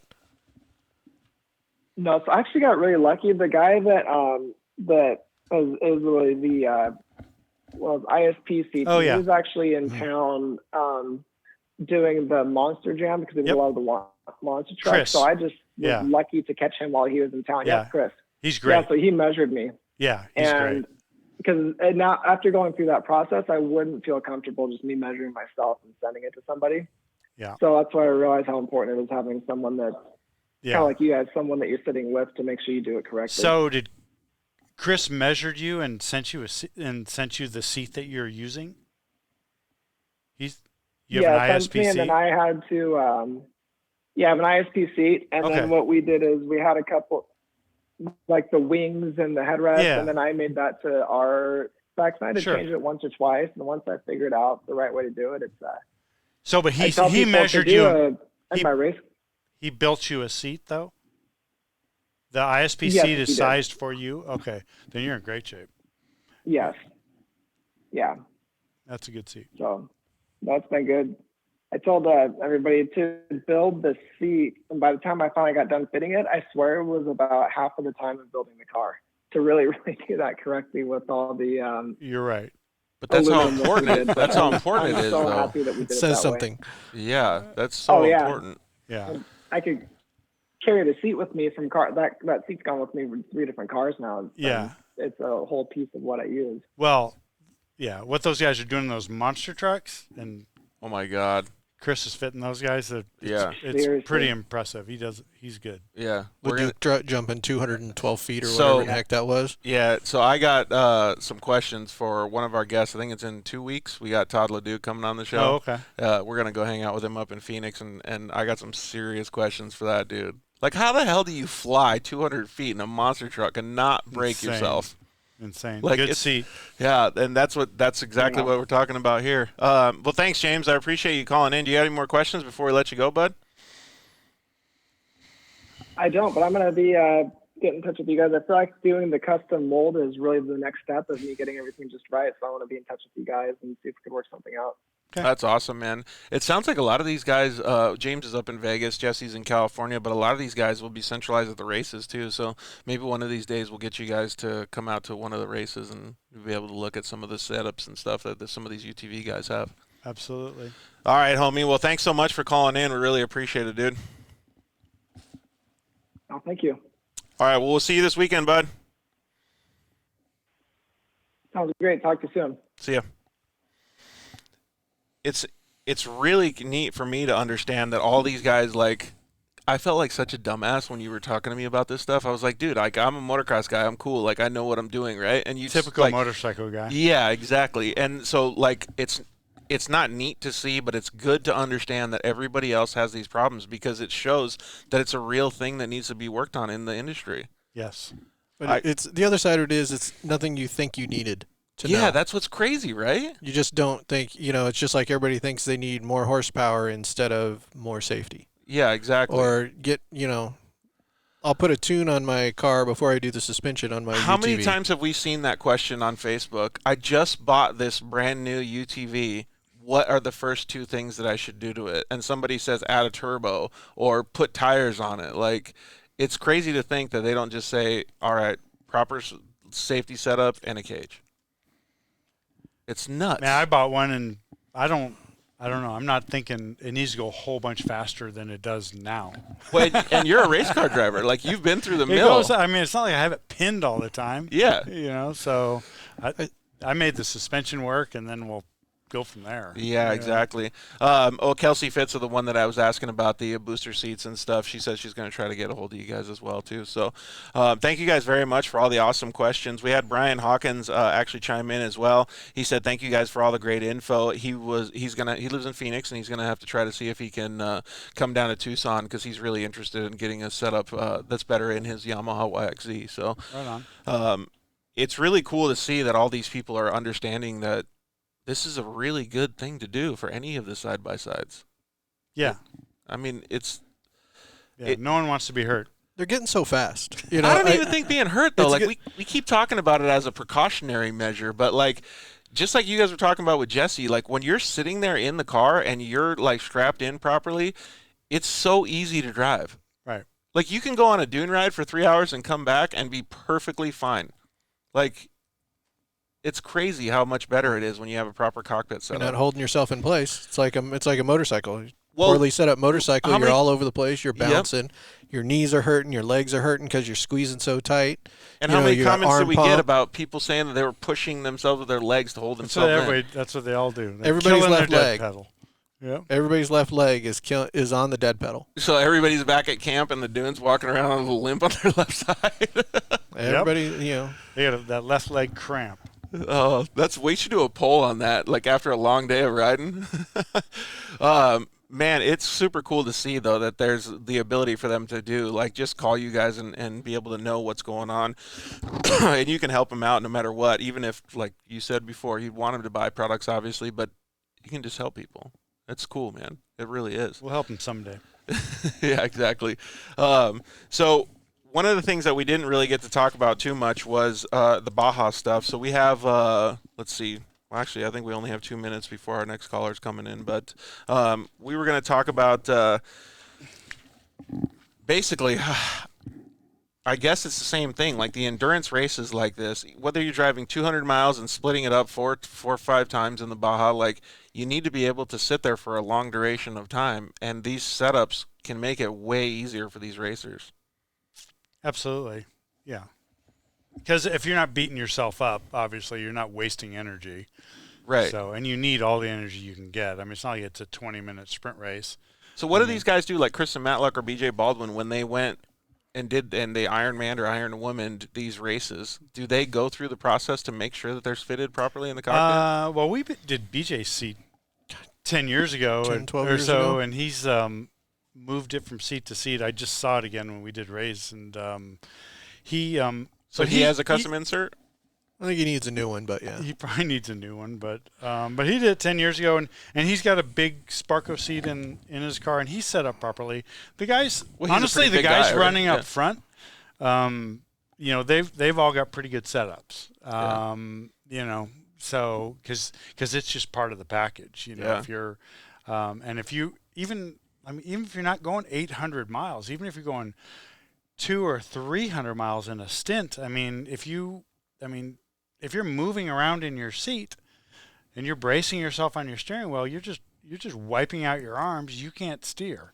Well, that actually brings up a good point then. So, like, we're talking about $1 million trophy truck, and obviously that's a drop in the bucket for them, but they spend thousands and thousands of dollars. Well, I'm just saying, so they spend $1,000 on suspension and tires and do all this stuff, right? If we take that ratio and kind of put it in a normal consumers, they're going out and they're spending 30, 40 grand on a UTV, right? Sure. And so a cage is a drop in the bucket. Like, the comfort and the safety should be thought of as the same thing. Like, they're going out and buying tires and wheels and all this stuff. It should be really thought of like the same way. It should be. Yeah, you would think. It's you're paying attention to safety in every other aspect of your life, probably. Yeah, well, you look from both ways wearing a before you mask cross every the time street. looking both ways, wearing a mask. Everything you do, and then you get into your, UTV or off-road car, and you don't have the best safety setup. It's kind of it's pointless, right? people are just used to it, though. Yeah. You shouldn't be just okay, though. Like, No, I'm you're right. such a huge proponent of safety now. Like, I hate when I talk with people and they say, "Oh, I feel pretty good in here." Like, you shouldn't just feel pretty good. I've been doing it like this forever. Oh God! Just because you've been doing it that way forever doesn't mean you've been doing it right. I'm not which getting. we know. I've never been hurt. I haven't been hurt yet. I haven't been hurt yet. That's the thing I hate to hear on the phone. I haven't been hurt yet. Oh God, I hate that. Like, yeah, great. That's Well, like don't that. call That's me like the when you dude are. at the dirt bike races or the practice that says, "I'm gonna go out one more Yeah, time." right. The last run. Yeah, the last run, right? So last week on the show we had Brooklyn Demon. She corrected me. So she was on the show last week, and she's kind of like what we just talked about, like the on the front end of her career as being a side-by-side racer, and she just joined us on the line to ask some questions about this stuff Front end, too. isn't she the works champion? Well, she's already got some pretty Something good like that? accolades, but Yeah. Brooke, can you hear us? She's won some races. Yeah. Yeah, so you've won some races, but you still think you could be more comfy in your car, or what? I definitely need to be. Like, that is something that definitely lacking over here. Why? What kind of stuff do you run into, or what are you? I know one time you ran out of power steering, but do you usually get pretty tired when you race? I usually do. It's hard because I am on like the more like skinnier side, so I sometimes end up in the dash. I do have issues with getting like properly seated, and of course like stuff starts to hurt after a while.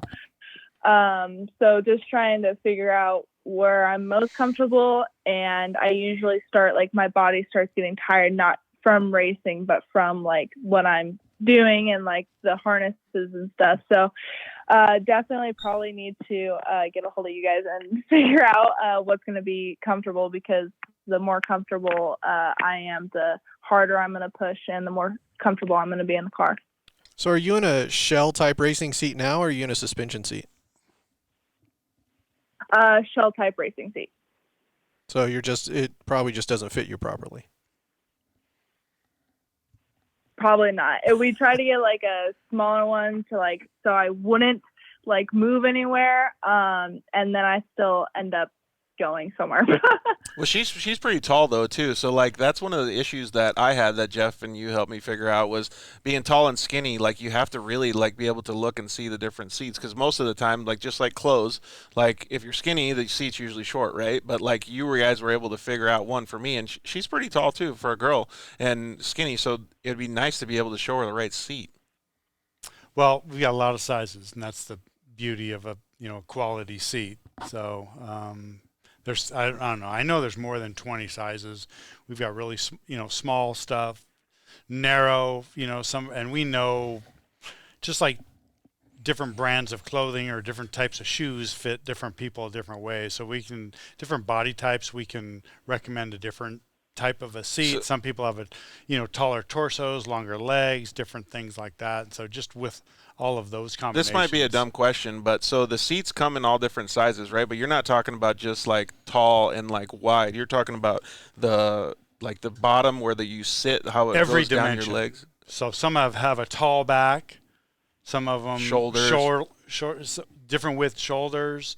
Sometimes depending on the car, you might have width restrictions. You have pretty long legs, Brooke? I do. That's like the longest. I have a shorter torso but longer legs. So she would probably benefit from having the seat further stretched out on the bottom too, huh? Yeah. So it just I'm sure we can fit you. Like that's why we have so many different sizes, and some of the brands out there, they might have just a couple of sizes because a lot of times they're engineered for price, and so obviously if you're only building one or two sizes of seat, your volume is much more than if you're building in that particular part than if you're building 20 or 30 different sizes. So if you're trying to make money, the smart guys are building just a couple different size shells to fit most of the people, and sometimes they fit fine, but sometimes they don't. So, and that's why Sparco sells seats all over the world. So, there's all different types of, and they do all different types of racing, rally racing, road racing. They're, in Europe, they have different requirements than they do in the U.S. So we've just got a huge variety of, sizes and seat specs for, different people. So it's not. Are you just using the stock seat pads like for your butt, the butt pads? Yes. Dude, you got to get one of these these things are like so nice. These seats with the seat foams, the seat pads that they sell, they're so good. Yeah, I like Tim's introduction with the. I know, they look sweat. like a dream. It really is so nice. Like we're all sitting in them right now. We sit in them when we drive to the races. We have them in our Freightliner. Like we just sit in them all the time. Yeah. Oh, yeah. Dude, that's dialed. Well, why wouldn't you, right? Yeah. So that's definitely the best seat pad period. It's cool. And they have two different sizes too, Brooke, so you could get one of those. I know your dad mentioned online when he was commenting in that he had some questions. What kind of stuff is he wondering about? Yes. So he is right here, and I drive the car, but he builds them and everything. So he's got some questions for you guys, so I'll let him talk. Right on. Well, it's pretty cool to see the family effort, right? Like you were just talking about the family teams and stuff. Yeah, it's really funny. There's a lot of father-daughter teams, and there's even a brother and he just doesn't really care, or it started off as, everybody was going to race, but maybe one of the two was a little smoother, a little faster than the other one, so then the other one, decided to give up. We see it a lot. There's Has there ever been one where the sister or the girl was way faster, and the brother was like, "Dude, I can't have my sister." That's usually the way. That's usually the way it goes the down. The brother quits because he's not interested anymore. Oh, that's it. He's not twins. Interested. Yeah, we've seen it happen with twins. One of them wasn't quite as fast, and so he wasn't happy finishing behind his brother, and so he gave up and went and did something else. But Rusty, was that the way it worked with the kids? No, not at all. The age difference is between them is 7 years. So each one of them has had their own independent careers in racing, and I couldn't be prouder of both of them. Now with her, our son, he's learning to crew chief on the car and set things up. But I do have some questions. All right, hit us. That's what's important to me. Okay. So, thank you for the Dirt Life show and what you're doing. You have highlighted some things tonight that have really had me concerned. She's just turned 18 years old. She's pushing the car harder and harder. I do realize that her comfort is the most important thing to stop fatigue in the car. And when she's not fatigued, she won't tear up my race car. True. So ouch. Those are very important to the survival. This young lady competed in 22 races and finished 21 of them. So she has the commitment to finish a race. But there's room for improvement. The more comfortable I make her. Yep. But there's always room for improvement. So my first question is this. Obviously, we all try for an aesthetic view of a car, the way a car sets, the way a roll cage is on a car.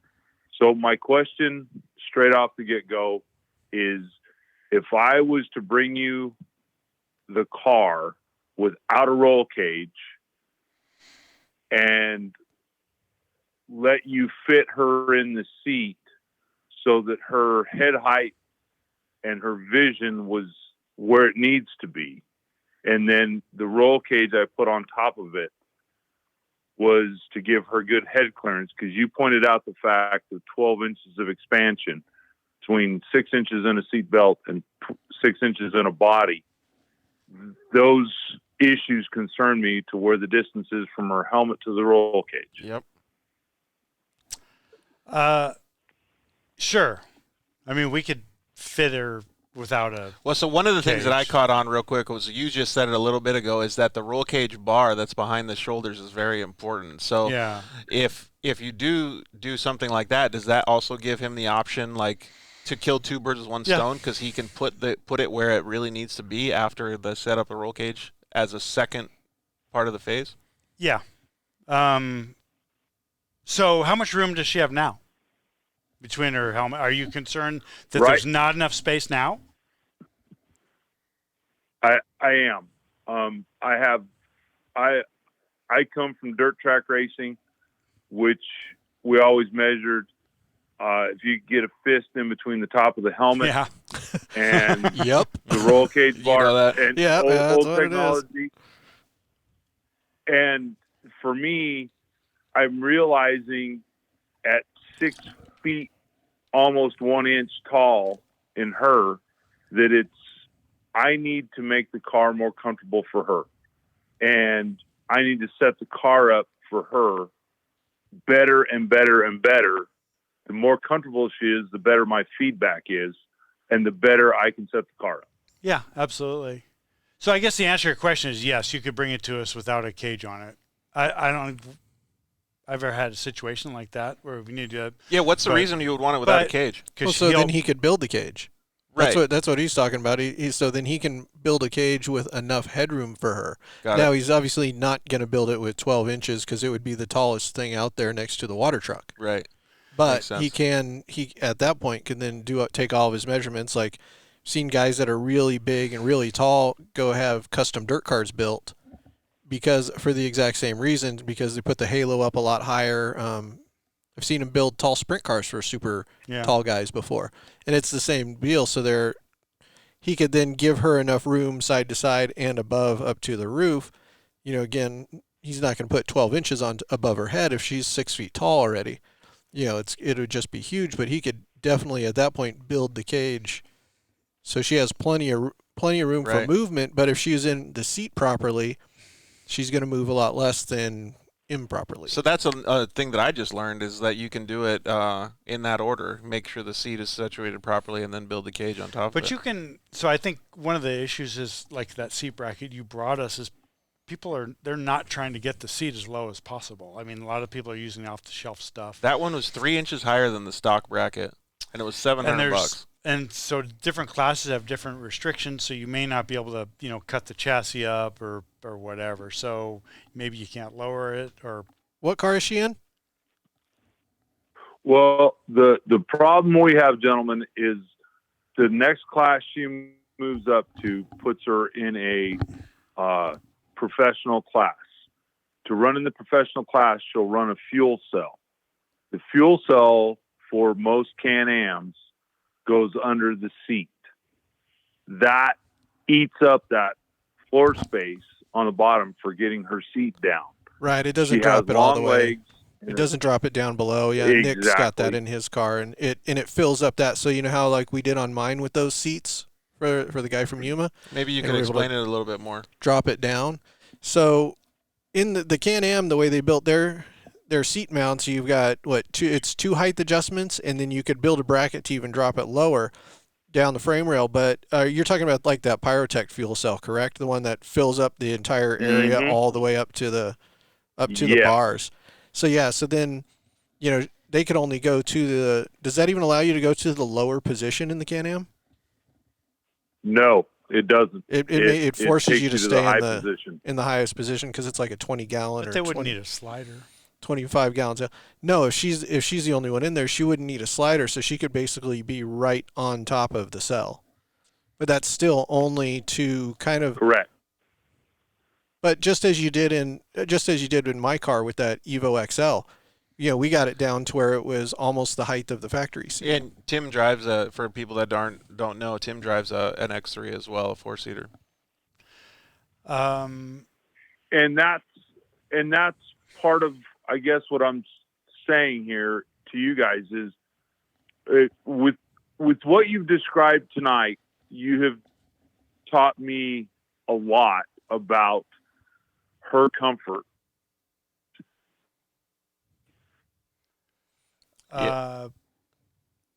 Well, we can definitely. I mean, depending on the seat. So we can get her low in the car, as low as possible with that Pyrotech fuel cell. We can, and whether we show you how to make the bracket or like if you're a fabricator, you can probably figure it out pretty easy. We have a few different combinations of seat brackets, and we just came out with a new one that allows you to get the seat really about on the floor. Which I just built a bracket in a Razor in a Sparco seat. Go ahead and keep talking, Jeff. In a Sparco seat that is actually 2 inches lower. It gave me 2 inches lower than the factory seat. Without cutting the cage. So, and that's with a slider. Yeah, so, and it really does. Like even the RS1 that you did that helped me with, like we had the stock seat in there, and then you ended up putting a Sparco seat in it, but it was lower than what the stock seat was. So it actually worked out really, really well for me. It looks like we lost Rusty. I'll try to give him a call back and see if we can get him back on the line here. But all of this stuff is, like he said, man, it's really good for us to be able to understand that. I mean, every single person has such a specific need, right? Yep. And that's why there's lots of seats, sizes. So I'm not sure we'll be able to get him back on. We'll wait and see if they can call us back. So Rusty and Brooke, if you're listening in on the show still, please give us a ring back, and we'll try to finish up the conversation. If not, then you're more than welcome to just give Jeff and Tim a call at the shop anytime, and they can help out and answer some more of those questions for you. We were talking about, before you got on the phone, the amount of time spent in the driver's seat. So when you do 200 miles or 250 miles in the Baja 1000 race, like, it's a race format. It's really intense. Like, you got to be comfortable in the seat, right? But when you reverse that, like, a lot of guys are going out and riding on a dune ride for 2 to 3 hours. Oh, absolutely. And they're going, like, some of them will take breaks and stuff, but they're going balls to the wall through the sand dunes. I mean, there's huge G-outs, lots of transfers going over side-to-side stuff. I mean, it's not that much different on what it does to your body. It might be a slower pace or something than the racers, but your body still goes through a lot of it.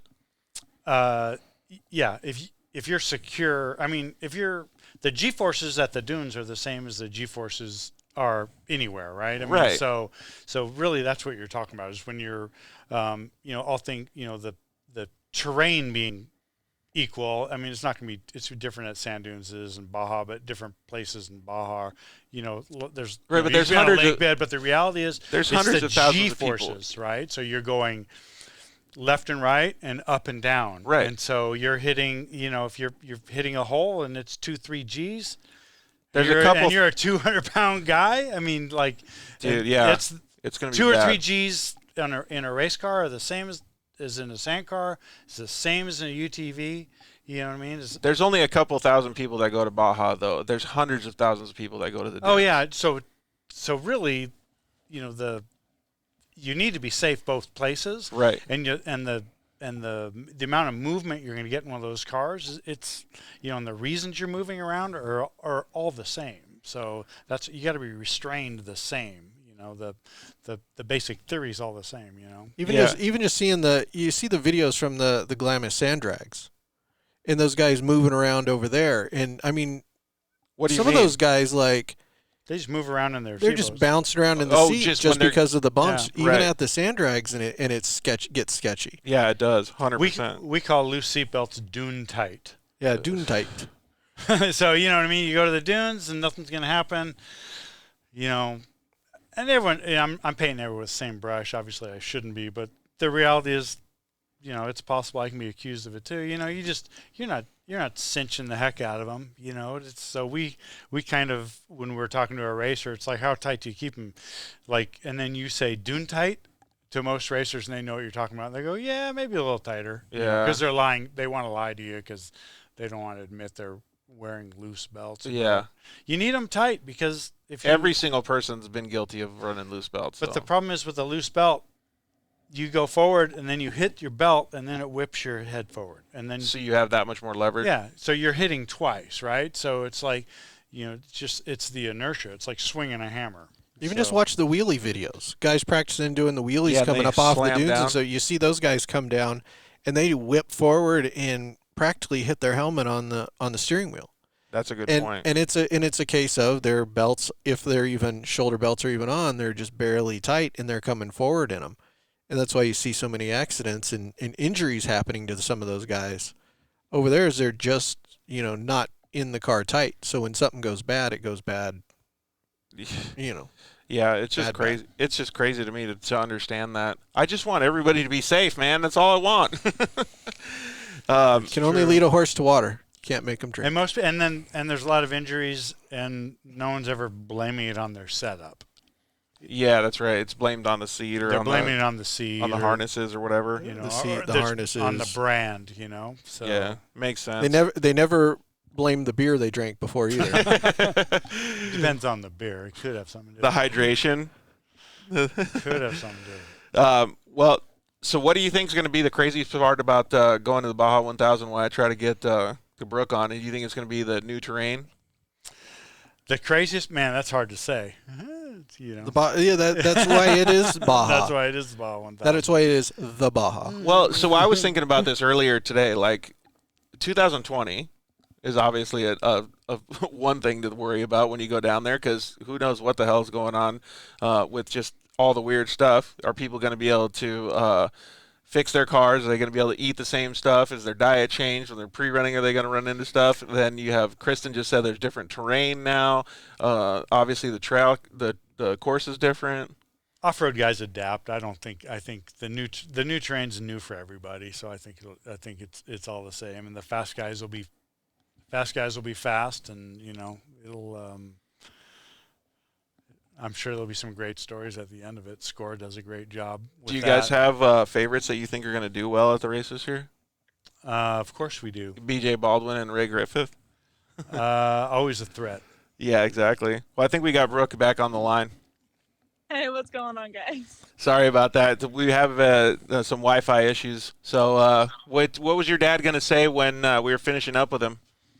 Well, I missed your answers, fellas, and I thank you so much. But I guess we need to make an appointment to bring the car down to you and get it fitted for her, get a seat fitted for her for 2021 season. She wants to push the car as hard as she can, and that's on me, so that I make the car tough enough so she can. But I notice with our fantastic shock therapy shock setup that her foot is not bouncing anymore off the throttle pedal. But I noticed that the harsh hits, she's coming off the throttle, not because the suspension is bad. She's just pushing the car harder and harder. So that leads me back to the seat. She's moving in the seat. And being 6 foot, almost 1, she's a big girl. I mean, but she doesn't have a butt to go with that height. She's, skinny, skinny, skinny. And my problem is, you guys talked about the pads and the molds and the different stuff. I have no way to get into the car and fit in her skinny butt seat from that preset deal. So is it something we can mold to where we can go with the bigger seat so I can get my butt in there, test the car, and then slip that foam in there for that seat mold? How big is your butt? How fat are you? So, I guess the short answer is yeah. I mean, yeah. If she's going to race it, though, I would probably suggest something like just take a seat out and put one in, or something like switch the seat and make sure that she is the top priority. Doing it so that you can do both is not. It shouldn't be the top priority. It is not. But if it's possible, I mean, sure, like that's the purpose of the seat insert. You have to drive it. Yeah, that's basically where the seat insert starts. You fit the big guy in the truck and then build a seat insert for the smaller guy within reason. But we don't have to make you as comfortable. We just have to make it so you can drive it. And more my concern, fellas, isn't so much the driver's seat. It's for her. Yeah. Her comfort is most important, but it's the passenger seat, so that I can get a smaller co-driver in there. I weigh 265 pounds and I stand 6'5", and she's 6'1" and barely breaks 150. Yeah, and then so he's talking about that, and then I think Kate is Brooke's co-driver's name. She's 5 foot something. Like, she's just a little tiny girl too. So if Rusty and her want to co-drive, then they definitely need a B.J. Baldwin, Ray Griffith setup. Yeah, that's a pretty big disparity. Yeah, it's huge. 100 pounds is a lot. Yeah, anything's possible. Yeah, I mean, so I think one of the, and it's a Can-Am. Is that a width issue for those seats? Yes, no, I don't think so. Can-Am. Because Mikey Solger I think he had one of these ergo seats, I think, in the front of his two-seater. It's pretty narrow, though. And he's yeah, but that would probably fit Rusty, though, right? Yeah, because Solger's not a tiny guy. No, he's a big dude, too. So, yeah, I don't know. Rusty, I think you'd be best off just either talking to the guys and having a long conversation with them, or bringing the car and kind of just showing them the different things that you guys want to get done. Like Jeff said, anything's possible, but he'll give you the straight up answer. Like, this is the best way to do it, and then this is the less best way to do it, and you'll probably take his advice. Well, when you got a 120-pound co-driver and a potential 260-pound co-driver, That's a big difference. You man. leave that 260-pound co-driver in, back in the pits, out of the pits, because that's in a 200 horsepower vehicle. That's a big difference there. So you just want to be able to test the car. So yeah, you're not riding it typically. Exactly. So we just need to make you be able to drive it, and right. You're not going to be riding in it, right? Nope. And the biggest rider in it is what size? The biggest rider in it's going to be 165 pounds. Okay. Yeah. So I think there's a lot that you guys could work with. I think Rusty's just going to have his own seat if they go out testing. That's kind of what I was saying. Like, just pop out the seat and go out testing, and then put it back in. I mean, 125 pounds is a difference in the suspension. That's a difference in one human being. We can work on it. We Yeah. may be able to make it so you do have 2 seats, and the seat just pops out super easy. So it's not like the thought of unbolting a seat while you're testing is super time consuming and probably not real attractive to you. But we may be able to come up with something that makes the seat come in and out pretty easy. And that was going to be my second thing. Was you guys were mentioning seat brackets. I'd rather have my ass kicked than take a seat out of a Can-Am. Yeah, exactly. Well, we can arrange both. Yeah. Tim will. And did you hear he's 6'5", 260 pounds? We want to be his best friend. Yeah. Now I have another question. You guys were talking to the gentlemen that have a limited accessibility to their legs, and you were talking about the braces for their legs. Is that something in her world that would hold her legs still in the car so she's not pushing back on the seat? Well, we're going to solve that problem by properly fitting her seat. If she needs braces or something like that, your setup's bad. Like no one would do that. So that's all in seating position. So one of the things Tim mentioned, those were the sides, which are pretty popular as a safety item. The NASCAR and road racing, you extend the seat down, so if you're in a hard hit, your legs don't hit the cage or the tunnel. So that's one thing, but it's really not going to keep her feet from bouncing around. So if you're saying her foot's coming off the gas at a certain point, I'm not sure how. That's just because she's moving around too much in the seat. That's got. A lot of times, Rusty, you fall forward and you don't even realize it. Like your butt and your legs and stuff just kind of fold and move forward, and you end up being like your lumbar area and your back ends up being 3 or 4 inches from the actual back of the seat because you're not strapped in properly. So all of it will help if you want to just talk with Jeff and Tim a little bit more and kind of detail it. But there are times you want to get off the gas, I've heard. I don't know. She's not going to learn that. And you get off the gas.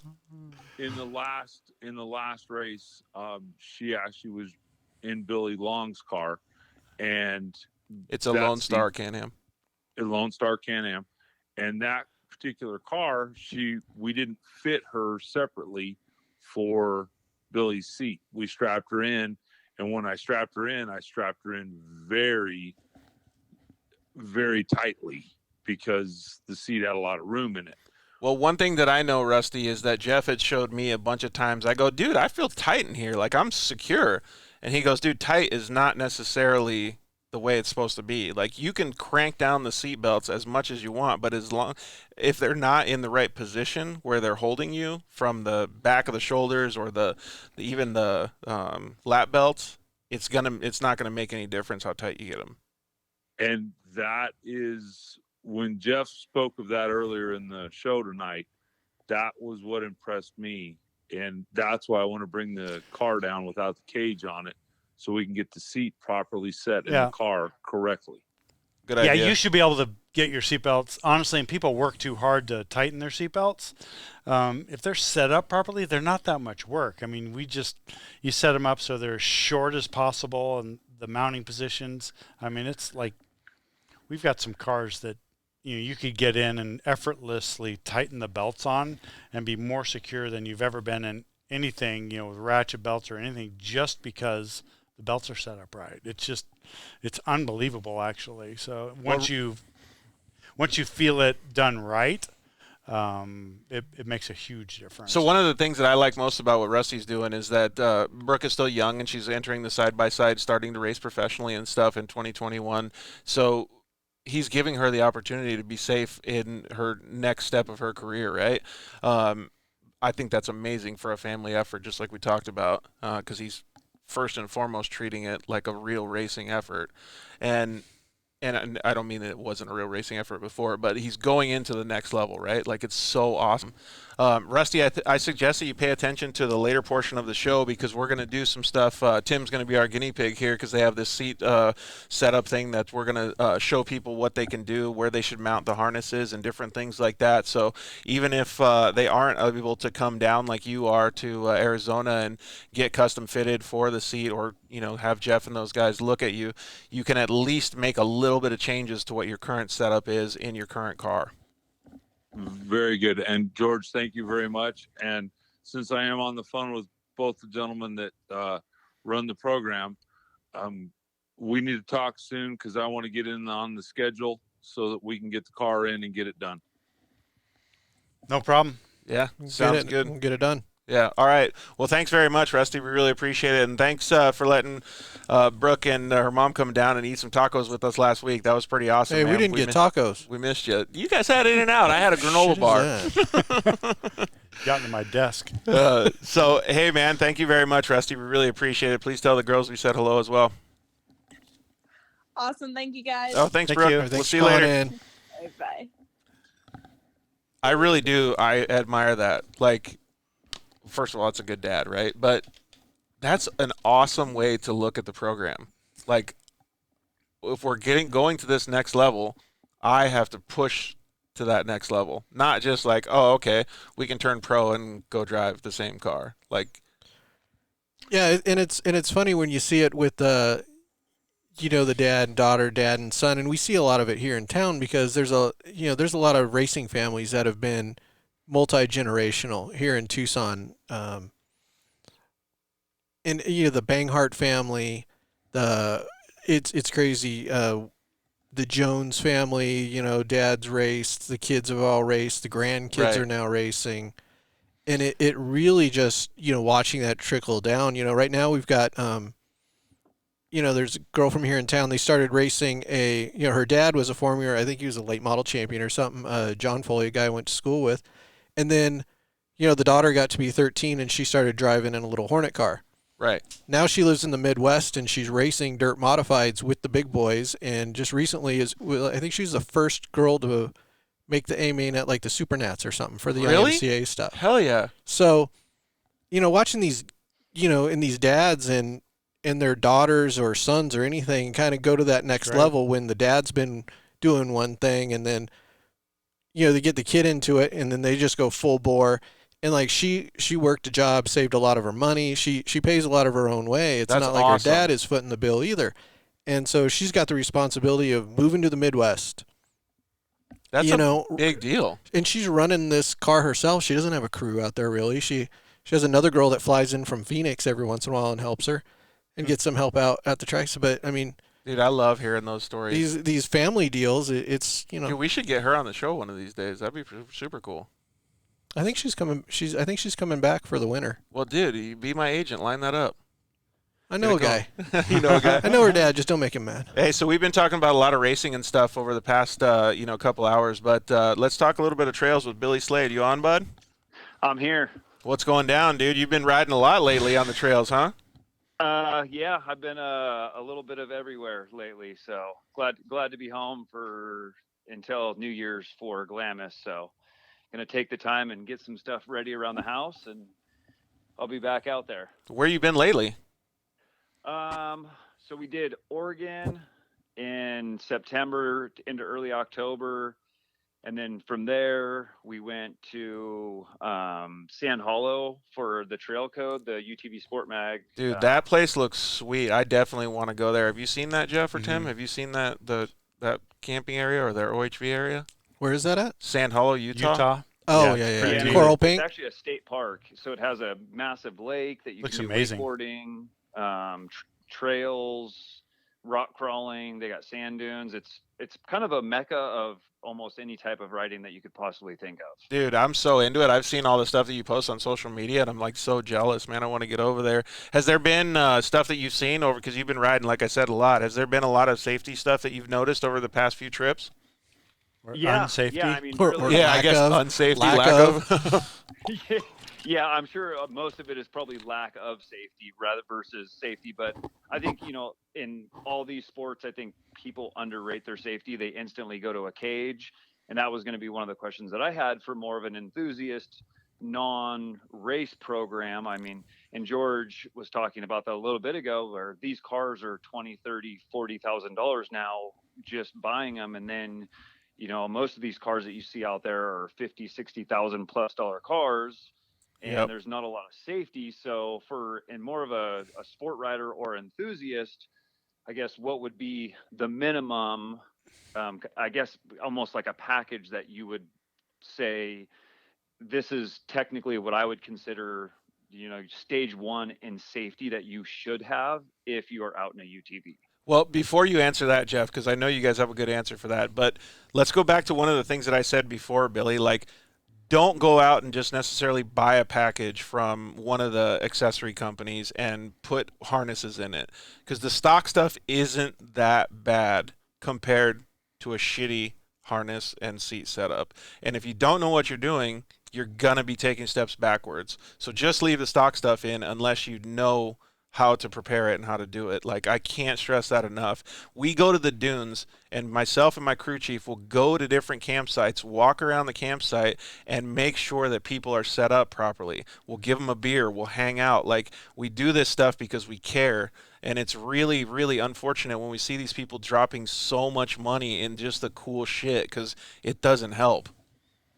Right. And I'm a firm believer, and I don't know how good they are, but I see so many people taking the stock Polaris, the Sub-Zero harnesses out of the vehicles. And those, I think a lot of people don't know. And I don't know how good this is or isn't.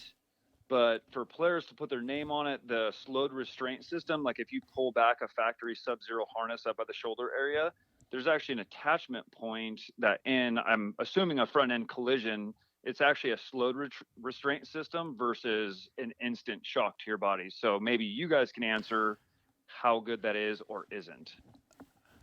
I think that Polaris system, like I said, I bought one a few months ago that I've been working on. And the seatbelts aren't the first thing I looked at to replace. I thought they were, I think they're pretty good. And I think they're in a pretty good position. I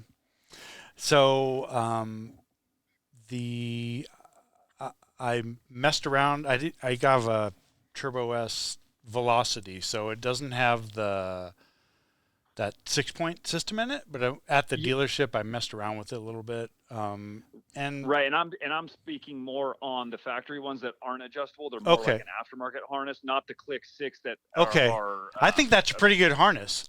To be honest with you, it's a 4-point, and if it's adjusted properly, I think that's a pretty good set of harnesses, to be honest with you. And it doesn't feel bad either. And it doesn't feel bad. And so I would say that replacing that with an aftermarket set of 4-point harnesses is doing you absolutely no good at all. And that's coming from someone who sells that stuff. So but if you want to upgrade that, you go with an aftermarket 5 or 6-point harness set and set that up properly. But that 4-point set, I think the buckles seems pretty good. The adjustment, they're a little hard to adjust. The adjusters aren't super high quality, but they're safe. They're that cast steel. You could replace them and probably get better adjustment hardware on them. But as far as pure safety goes, if you've got them on tight. But even if you're the enthusiast and you want your huge friend to be sitting, excuse me, in the passenger seat, and then your small wife or something. Yeah. Those aren't that bad. They're not that bad. The only thing at that point is that they've got to be on perfect and they've got to be on tight. That the seat in those things offers no side support whatsoever. Yeah, zero. So I think seating would be, an upgrade, but. So you do the seat before the harnesses? I would. Yeah. As long as it's some of the, in the good side, if you're going to go to the trouble of, putting in a decent seat, at that point you can. You're working on it. You might as well put harnesses you've already got it in pieces. You might as well put a good harness in, as long as you put a better harness. Better harnesses. Got it. Going from like that Sub-Zero setup or one of those other ones that actually look pretty good to one of the ones that you can buy for $200. And just because they have sparkles on them and glitter, you're going the exact opposite. I think that Polaris product is they got a pretty cell high phone end. pocket, bro. Like that's what they got. Like you're more worried about a cell phone pocket than hold your vape mod. Right. Oh my god, I hate that. You can hold your vape. And I'm a firm believer in the Polaris harnesses. I've owned 3 Turbo S's in a row. Okay. And I see guys selling those harnesses for $150 because they bought XYZ brand for $150 and they just want their money back, and I buy them all the time. I probably have 5 sets sitting Yeah. here. So I'm not sure why, because I don't need them, but nonetheless, I'm like, those are not bad harnesses. Yeah, I don't think they're bad. I think it's a pretty good harness and set up properly. So I think I would do. So I wouldn't replace the harnesses first thing. I see a lot of the bent up cages. So I think cage a failures. quality cage would probably be one of the first things, along with seats. And the key word is quality on the cage too. You see some aftermarket cage. There's everybody and their uncle is now making cages. Anybody with a fab shop or a pipe bending shop or anything like that is now bending cages. And you see some of these cages that they just look cool, but you also look at it and say that's going to flatten like a pancake if you go over on the top of it. Yeah, the problem is I'm sure you've seen you some don't of those. know. Oh my God. So you got to go find someone you Dude, trust. I saw one online today. It was somebody in Arizona went off like a hillside. The red car. Oh my God, dude! Did you see Cage that? literally bent right in half. Yeah. And I was So like, whoa. the factory? No, it was a 120 wall too, but they built it themselves. And I don't know these people. I'm not saying that the fabricator sucked or anything, but between the A pillar and the B pillar, the cage, it must have hit a rock or something because it folded directly in the middle. And whatever happened to them in the car, they must have had decent seats and harnesses because they would have been sitting there with their fully crunched down because this cage was so low. I couldn't believe it. I got to show you guys and find the pictures, man. It's pretty intense. I'm so glad that they're safe. Yeah, it's frightening seeing the aftermath. Savage UTV posted a picture of that. So we'll see if we can pull it up while Billy's asking his questions here. So back on the seats, one of the things that that I see is there's a lot of aftermarket seats being put on the stock base with that stock latch. So the plastic one. Yeah. So what happens is you put a much bigger seat that is maybe wrapping around someone's shoulders on that plastic base, on that single pin in the back, and there's just so much more leverage being put on that. I don't see how those pins are holding up, or that latch assembly itself possibly can hold up to the type of forces that are being put on these with these big seats they're putting in them. So do you guys offer? Do you guys offer a replacement metal seat base that would? We're working on one. We're working on it. We have right now several racing seat brackets, but we don't have direct applications for UTVs. But we're working on some now. I've got one in the shop now that we're basically prototyping some stuff for to get the seats lower and make the brackets strong enough for a proper racing seat to bolt to. So we're pretty close. Yeah, I almost finished one. So I gotta tell you, Billy, I was over there in the shop just kind of checking stuff out a day or two ago, and the system that he has is like nothing that's available on the market right now. It's going to be pretty cool for pretty people straightforward, pretty easy, but strong enough. So in the business world, Billy, like the simpler you make it, the better it works. Like that's the way he's going. Yep, simple and strong. Right. It has one job to do. Right. Right. So, and will you still have an adjustable seat slider on that, or no? So I just built one on the car I was talking about on the Razor. It's got a Sparco seat in it with one of our seat pads, which is a little taller than stock, with our short seat pad, which we call our standard, in a Sparco seat on sliders in a Razor that's 2 inches short, that's 2 inches lower than the stock seat, without cutting anything. You're going to have to modify the way it is now to get the seat that low. You're going to have to modify the console behind the shifter. But we're looking for a solution for that but if you put a narrower seat in it, you wouldn't have to. That's with the Sparco, with a large Sparco, the Evo L, which is actually what I'm sitting in here now. Right, it's pretty big but it's seat. 2 inches lower than the stock seat at the pad. So with sliders, on a slider. But the rad thing, Billy, is that it's one of those things that you could totally install, and it's easier to put together than a freaking IKEA table. You know what I mean? Like, it's pretty sweet. Right. Well, let me know when they're ready, and I'll definitely take a pair. And yeah. So we'll have it. Yeah, we're gonna probably have a couple different options, and maybe direct mount, seat specific mounts for them. So it should be super straightforward, not too expensive, and then maybe a couple latch options. Like, you can utilize the stock latch, but if you're using a racing seat on it, we're definitely have to come up with something more heavy duty, which we've got a couple options now. So Billy and his wife Kristen go a lot. Like, so you could put maybe a smaller seat for her in the passenger and a larger seat for him, and then kind of just switch them around or whatever, go forward and back. The seat bracket. I'm just really, I like, if she wants to drive, I like to be able to have the option of the slider, and that's the only reason I've ever kept the slider. She doesn't drive that often, but if she does want to go out with a friend or whatever, I want to make it as universal as possible, but safe as possible. So sure, kind of juggling both of those options. Yeah. And you should be able to do that. It's not a big deal. So I feel like that's a pretty common UTV scenario. Yeah, you want to have sliders. Yeah. Yep. Yeah, because most people are family, husband, wife, boyfriend, girlfriend, whatever it is, or your friend is a little bit shorter and he wants to use your car. So yeah, it's cool, man. Never let your friend drive your car, because then they wreck them. haven't you been seeing all them videos from the dudes about, my buddy let my buddy wipe out my car. Drive it like it's your friends. Yeah, drive it like it's your friends. I only let my friends drive my car if I know they can afford to replace it, and I let them know right up front. Right on, man. Hold a little collateral like motorhome keys or something on the way out. I don't have any friends like that. You run their driver's license, make sure that they got a clear DMV record first. Credit check. Yeah, full credit check before they take it. Listen to George, who's giving people beer as he's giving them a safety seminar. We do it at night, so they don't go out after that. Okay. You give them time to think about the safety meeting you gave them the night or the rest of the night. Yeah, well, the reason that we do that is because most of them go out there and say, get the hell out of camp. Like, we don't want to talk to you about safety. I'm already good, man. I go faster than everybody else out here. Right. I'm like Robbie Gordon of my camp. Like, so every single person, like, needs a little bit of... They make the best fail videos. Yeah, exactly. But that's the thing is, like, it's easy to go over there with the beer and say, hey, can I check out your car?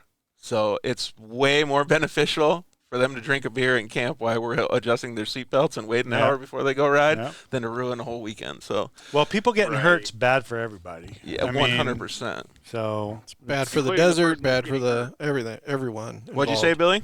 I said, including the person that's getting hurt. Yeah. It's bad for them too. But it's bad for the industry. Right. It looks bad on every company that you might or might not have. And there's a picture of it. You know what I mean? So it's like, you couldn't be worse. You definitely don't get away with anything these days. There's a picture everywhere in 13 seconds. Yeah, that's not helping any of us keep land open, or, that's just ammunition for the people trying to shut us down. Thanks for the great questions, though, Billy. You got anything else before we let you go and start doing our little demo with Tim in this seat so you can check out how to set up a seat? Yeah, no, I want to say thank you guys for everything you do as far as safety in the community. And, even for the people that don't thank you, I will, on behalf of them, say thank you for everything that you do, that, you guys keep their safety in mind, even when they don't know they need safety in mind. So, and then George, I'm super proud of you for getting back out there, going to the UTV World Championships, and awesome job from Craig and SMG for giving you a a vessel to redeem yourself in, and I'm sure that probably felt really good. So, It did, man. I cried like a little bitch at the end, dude. I was just bawling. It was crazy. And he didn't suck. That was it's emotional. I mean, that's a huge feat and a huge hurdle in life to overcome and do something like that. So I'm sure emotions were running deep. Yeah, that's what I just told him. I said, hey, just have fun and don't suck. And he didn't. I got lost for 10 minutes, man. So did everybody else behind you. If I could get, no, I looked at their GPS and stuff. If I could have got those 10, well, actually the guys in front of me, the guys behind me did get lost, but the guys in front of me, man, if I could have only got that 10 minutes back. Yeah. Who knows? But no, all you were doing is learning where not to go. See, everything's a lesson in life. So next time you're just like, I know I don't go there. You just wanted more seat time. 100%. Yeah, I just wanted to drive Craig's car for 10 more minutes. Yeah, because you were so comfortable in the seat, right? Yeah, exactly. Well, yeah, these guys helped out a ton, man. Like, I couldn't have done it without them because I would have been out there just jiggling around. I probably actually, now thinking about it, my head was like shaking around just riding a desert race, right? Like, so I was getting tired in the car. If I didn't have it properly set up, I probably wouldn't have even completed the race because it would have been jarring me so bad. Right. Well, that means they did their job and you did yours. Yeah, 100%, man. Hey, thanks, dude. And next time you go up to Sand Hollow, give us a ring. Yeah, sounds good. I just got back from the HCR side-by-side rally like 15 hours ago. I was actually there again. Oh, that's right. You drove the HCR, the General or whatever, right? Yep, and the Can-Am Defender. Yeah. Does that thing have portals on it? Because it's got, what, 40-inch tires? I think they're 41s or 42s. Yeah, 42s, yeah, I think. Both of them. Both of them have portals, and they're actually really drivable cars, believe it or not. Really? Really? I mean, here's the thing. I wouldn't go dooning it and side hilling it or anything like that, obviously. I wouldn't drive it across the street. That's crazy. It was mind-boggling. That's cool. How smooth those cars actually were. Like I didn't expect it. Hey, what did Kristen say? Because it was a full encapsulated cab. Oh, that was awesome on the Defender. Mm-hmm. That was I mean, I'm about ready to buy an enclosed cab vehicle just to cruise around on the streets. I mean, heat and AC. Really? Wow. Dang. Yeah, they're all fancy now. Power windows. I was like, this is a car. It had leather interior. They're all King Ranch. Dude, go. What was it? Like a King Ranch. Yeah. It was like one of those, like a Polaris General or whatever. Like, what's it called? Oh, it's an HD10. Is it like the HD10 Defender, right?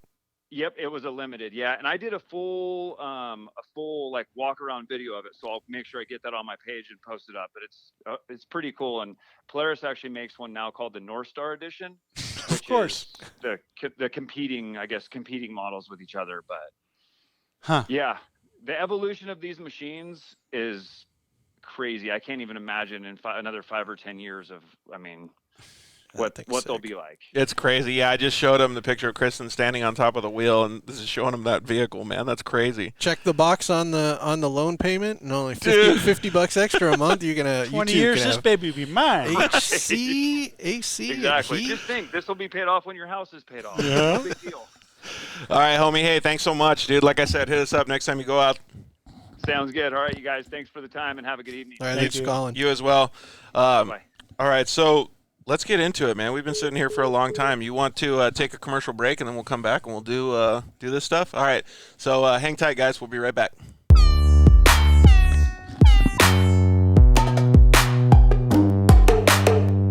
Hello, I'm Justin, the founder of Shock Therapy.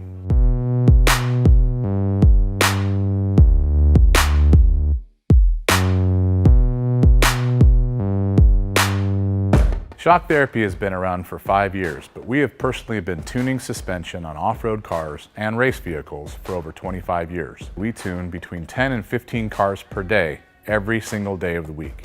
Our concentration is tuning shock systems and supplying components that improve the ride quality of your car in many ways. Not only do we work on the average UTV, but we also tune suspension for race teams and professional drivers.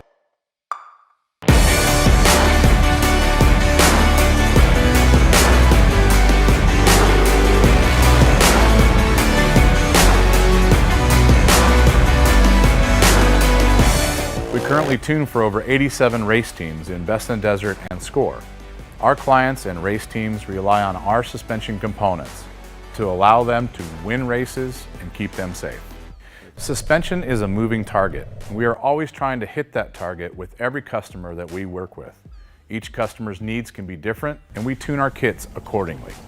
Our research and development never stops. We improve our components every single day. As the industry evolves and improves, so do our parts and kits. As of right now, we have over 100 products for UTVs. So when you bring your car to us, you have the satisfaction of knowing that you have the most experience, the highest quality products, and the fact that your car is being tuned specifically to you.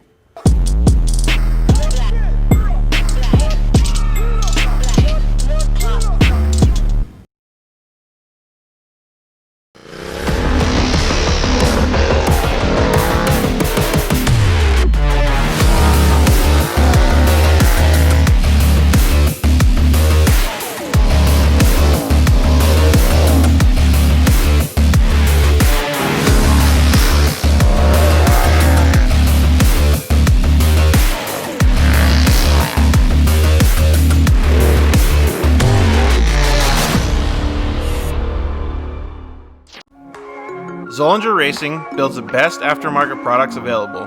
Products for your UTV or snowmobile, including billet radius rods, billet tie rods, billet steering knuckles, billet steering racks, alternator kits, and much more. All manufactured in the United States in-house at their headquarters in Nibley, Utah.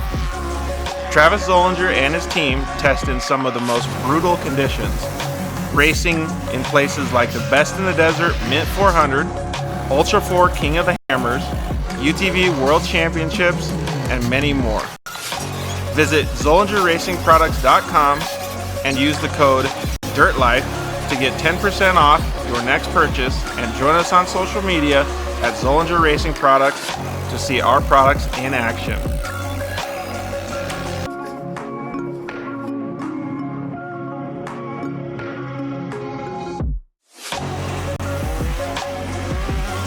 Zollinger Racing, the best products, period. Yeah, finally, we got Lance from Solderweld in the studio. Thanks for coming down, bud. Hey, why don't we just record a commercial now? Yeah, why not? So good to be here, man. It's been a lot. I'm trying to get down here forever, and I wanted to talk about the off-road kit. Dude, I love those things. I got it in my pack. Yeah, we're running hundreds of vehicles now running them, whether it's a UTV or some guy's got it in a backpack on his motocross. He's got everything he needs to make a fix right there on the fly, out on the trail, or in the desert, whatever it is. Well, since I've already used one, I kind of know what to use it for, but explain what it does. All right, so let's pull one out real quick. You've got your aluminum rods. Remember, they're rods, right? So, light torch, small torch, you can throw it in there or throw it on the rig with your flux. It decontaminates and cleans like, let's say, a radiator. You get a random rock chip runs through as you're racing. You get a rock chip in a radiator. You got to fix it right there or you're out of the race. You can patch it up. You can patch it up. It's all good to go. Yep, just like welding. Yeah, also as well with that, you've got a brake line fix. So with your flux, you can fix a brake line, stainless steel, and then your hot block, heat absorption putty. So it keeps you from getting burned, number one, as well as keeps the heat from traveling. So it's really nice. I've used this not even to fix anything, so that stuff works so good, man. Listen, it's easy. It straps in nicely so that you have everything you need in one little place, and you don't have to carry a big bag in it's the like a first truck. aid kit for your vehicle. Yeah, Chase trucks have it as well, so that if they need to make a fix on the fly, they can get it done and get it done quick and get you back in the race. Dude, those things are so cool. All right, so it's at Solderweld on Instagram, Facebook, and solderweld.com. Awesome. All right, thanks, bud. Appreciate it.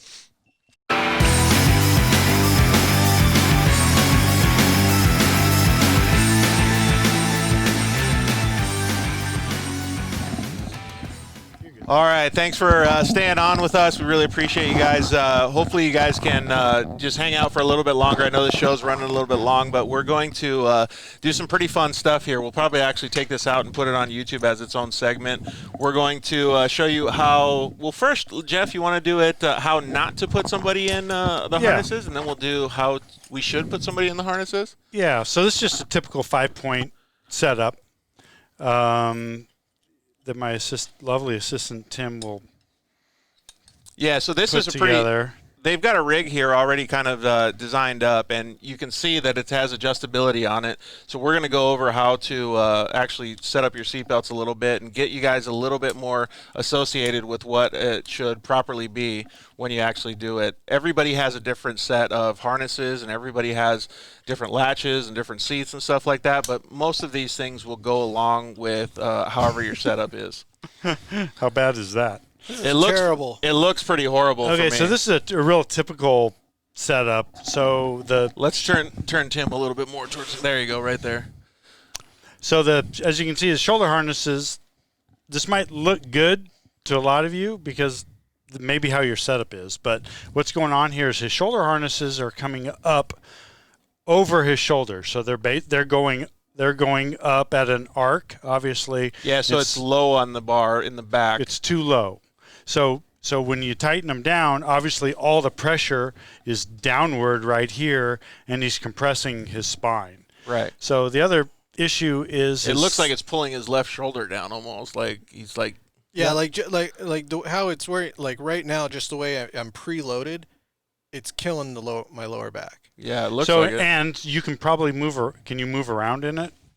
Oh my God, that's crazy! Look at that. So he can move around a bunch because of that arc. He's just sliding forward in the arc. So if you hit something, and he's 6 inches, 8 inches away from the back of the seat. Yeah, so he's going to, and then plus the seatbelts aren't even stretched yet. But this is a real typical wrong setup. And there's not. I mean, he's got these. And this tight. is all the way. This is above my belly button. Oh wow! You know, when you see how that goes down. So basically, the lap belt, his shoulder harnesses are set up wrong. It's pulling up on the lap belt against the substrap. The substrap is too long, which is allowing the lap belt to get too tall, basically. Right. So the lap belt should be right in this crevice of your hip. Turn around and show the camera that. Your hip is the strongest part of your body, basically. So and that's what you want to. That's what you want to restrain. So, but he's up above that. So he's not. He's being restrained. So basically, this should be way lower. Yeah.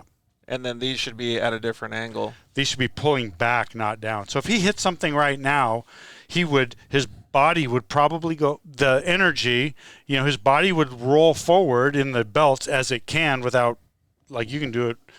Would automatically insane. Do that. That's his crazy. Back would arc, and this is where a real common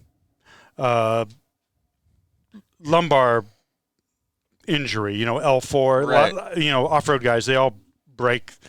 Their lumbar, one of the vertebrae in the lumbar. So it's a very common bad setup.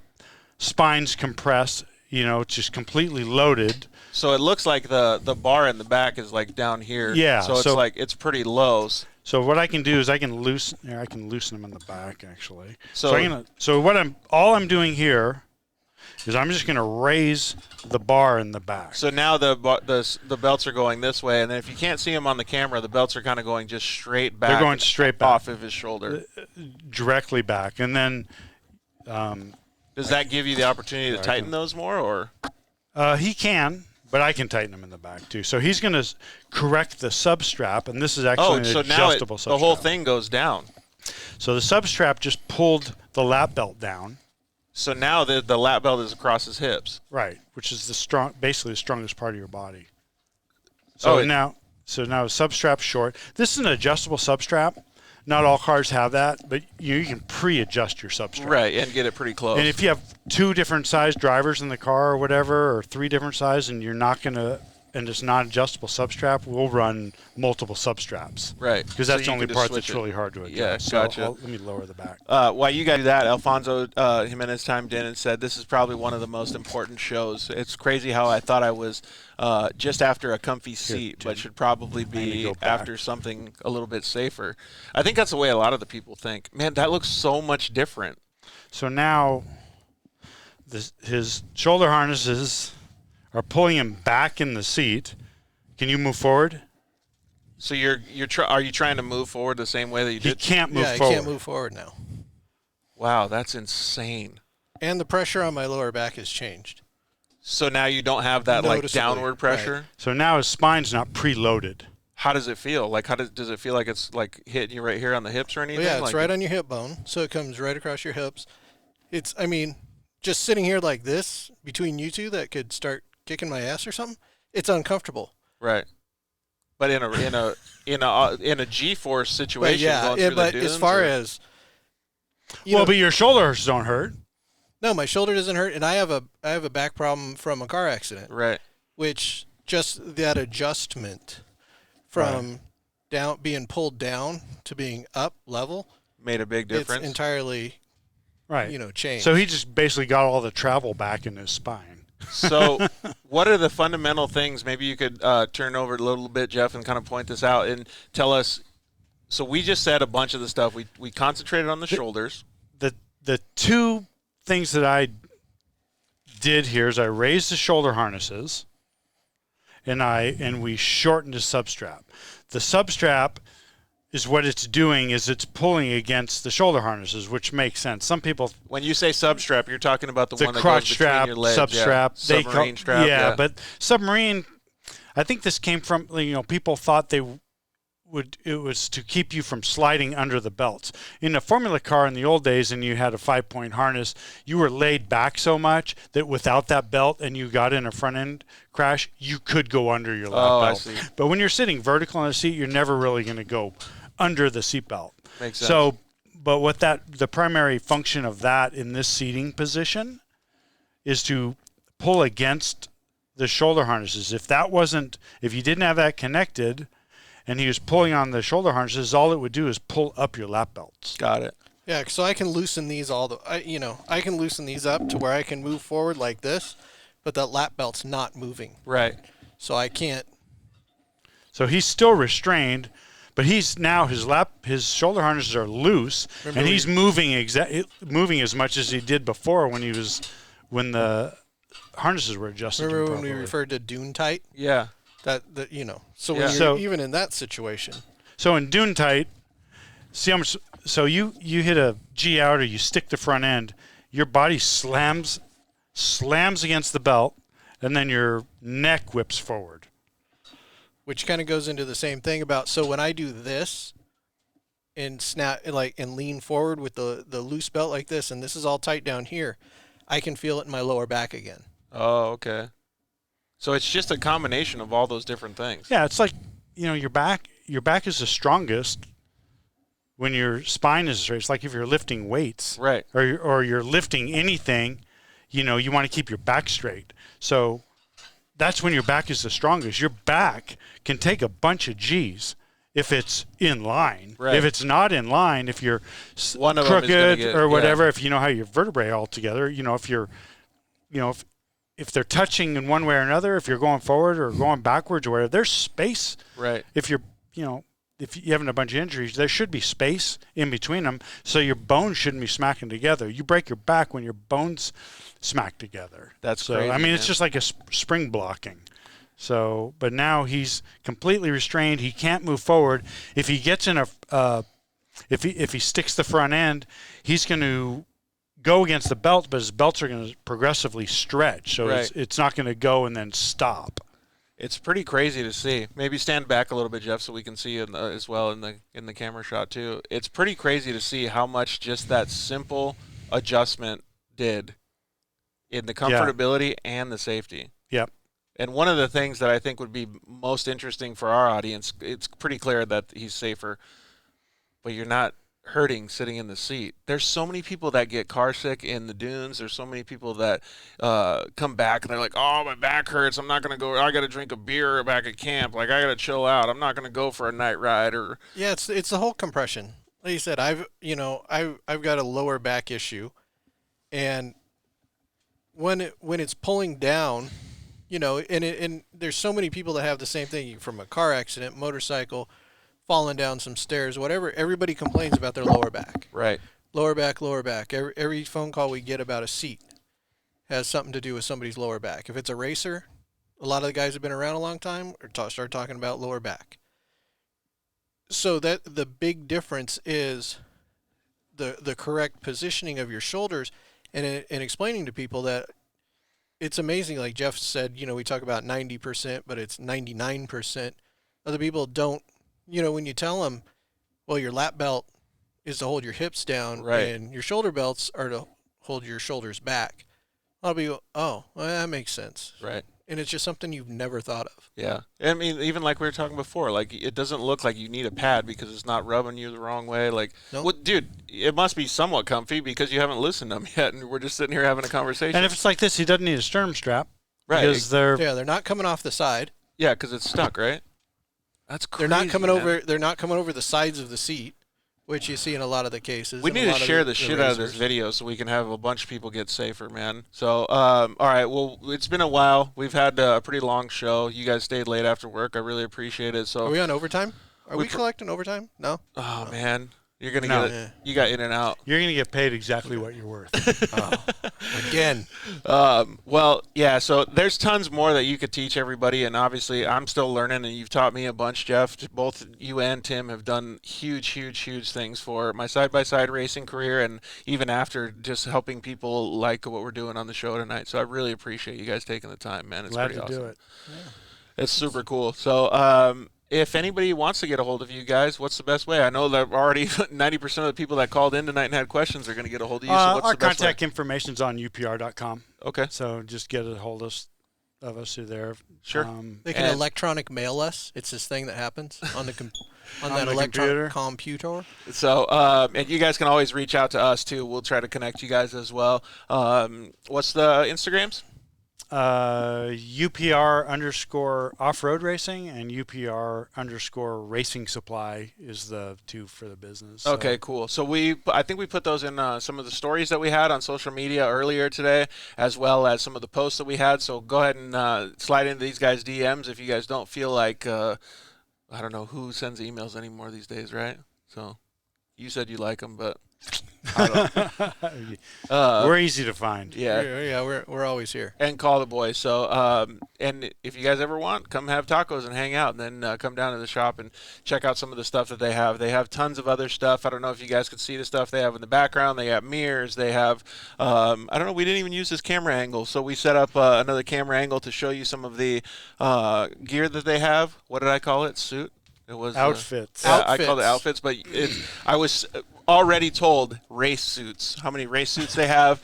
They have neck braces, all kinds of protection stuff. Obviously, they have shoes and helmets and everything like that. So please reach out to these guys if you need anything. They're stocking a lot of accessories too. I see some Polaris door bags over here and different things like that from PRP. So you guys can obviously talk to them at any time Switch for any of the Pros. stuff. Oh yeah, Switch We Pros. just got in Switch Pros. We got the a lot of IBOC. Yeah, a lot of IBOC. The AIM belt temp gauge, which is a awesome piece. Yeah, those things are super cool. It's such a nice piece. So, yeah, because you're going to need a belt temp gauge after you can last longer in the car. Make sure your belt's not overheating, right? Heck yeah. So thank you guys very much for joining us tonight. We really appreciate you guys sticking through this long show. It was awesome. I definitely want to thank all of our sponsors, the guys over at Shock Therapy. You can use the code DIRTLIFE over at shocktherapist.com. Thank you very much to Ryan and Ryan at KMC Wheels and EFX Tires. Those guys, like I said, have a bunch of cool projects coming up for 2021 with us. It's going to be awesome for you guys to be able to see some of that stuff. Zollinger Racing Products, those guys have the best stuff in the business. Use the code DIRTLIFE over at ZollingerRacingProducts.com. Solder Weld, you can get your off-road repair kit as well. Use the code DIRTLIFE over there. And our newest sponsor, Cryo Heat. You can get all your metal treated. They have transmission replacements for Pro Mod transmissions for the Razors, all kinds of cool stuff. They can do your CV joints, everything, man. So Josh and the guys over at Cryo Heat are doing an awesome job. So please give them a call too. Everybody that supports us is the lifeblood of our show, so we really appreciate it. Thank you guys all for tuning in, and thank you guys again for co-hosting the Thanks show for coming and and doing this, George. sharing all the info with everybody. Come a long way, man. I've known you a minute or two. Yeah, just a little bit. Just a little bit. Well, we had a good ride in Reddington Pass after I got hurt, man. That was a pretty that was a fun encouraging day. thing, man. That was good. So now that you guys all have side-by-sides, we got to go ride. Let's do it. All right, cool. Well, thank you guys very much for joining us tonight. Like I said, we love you. Good night. Thanks for listening to The Dirt Life Show.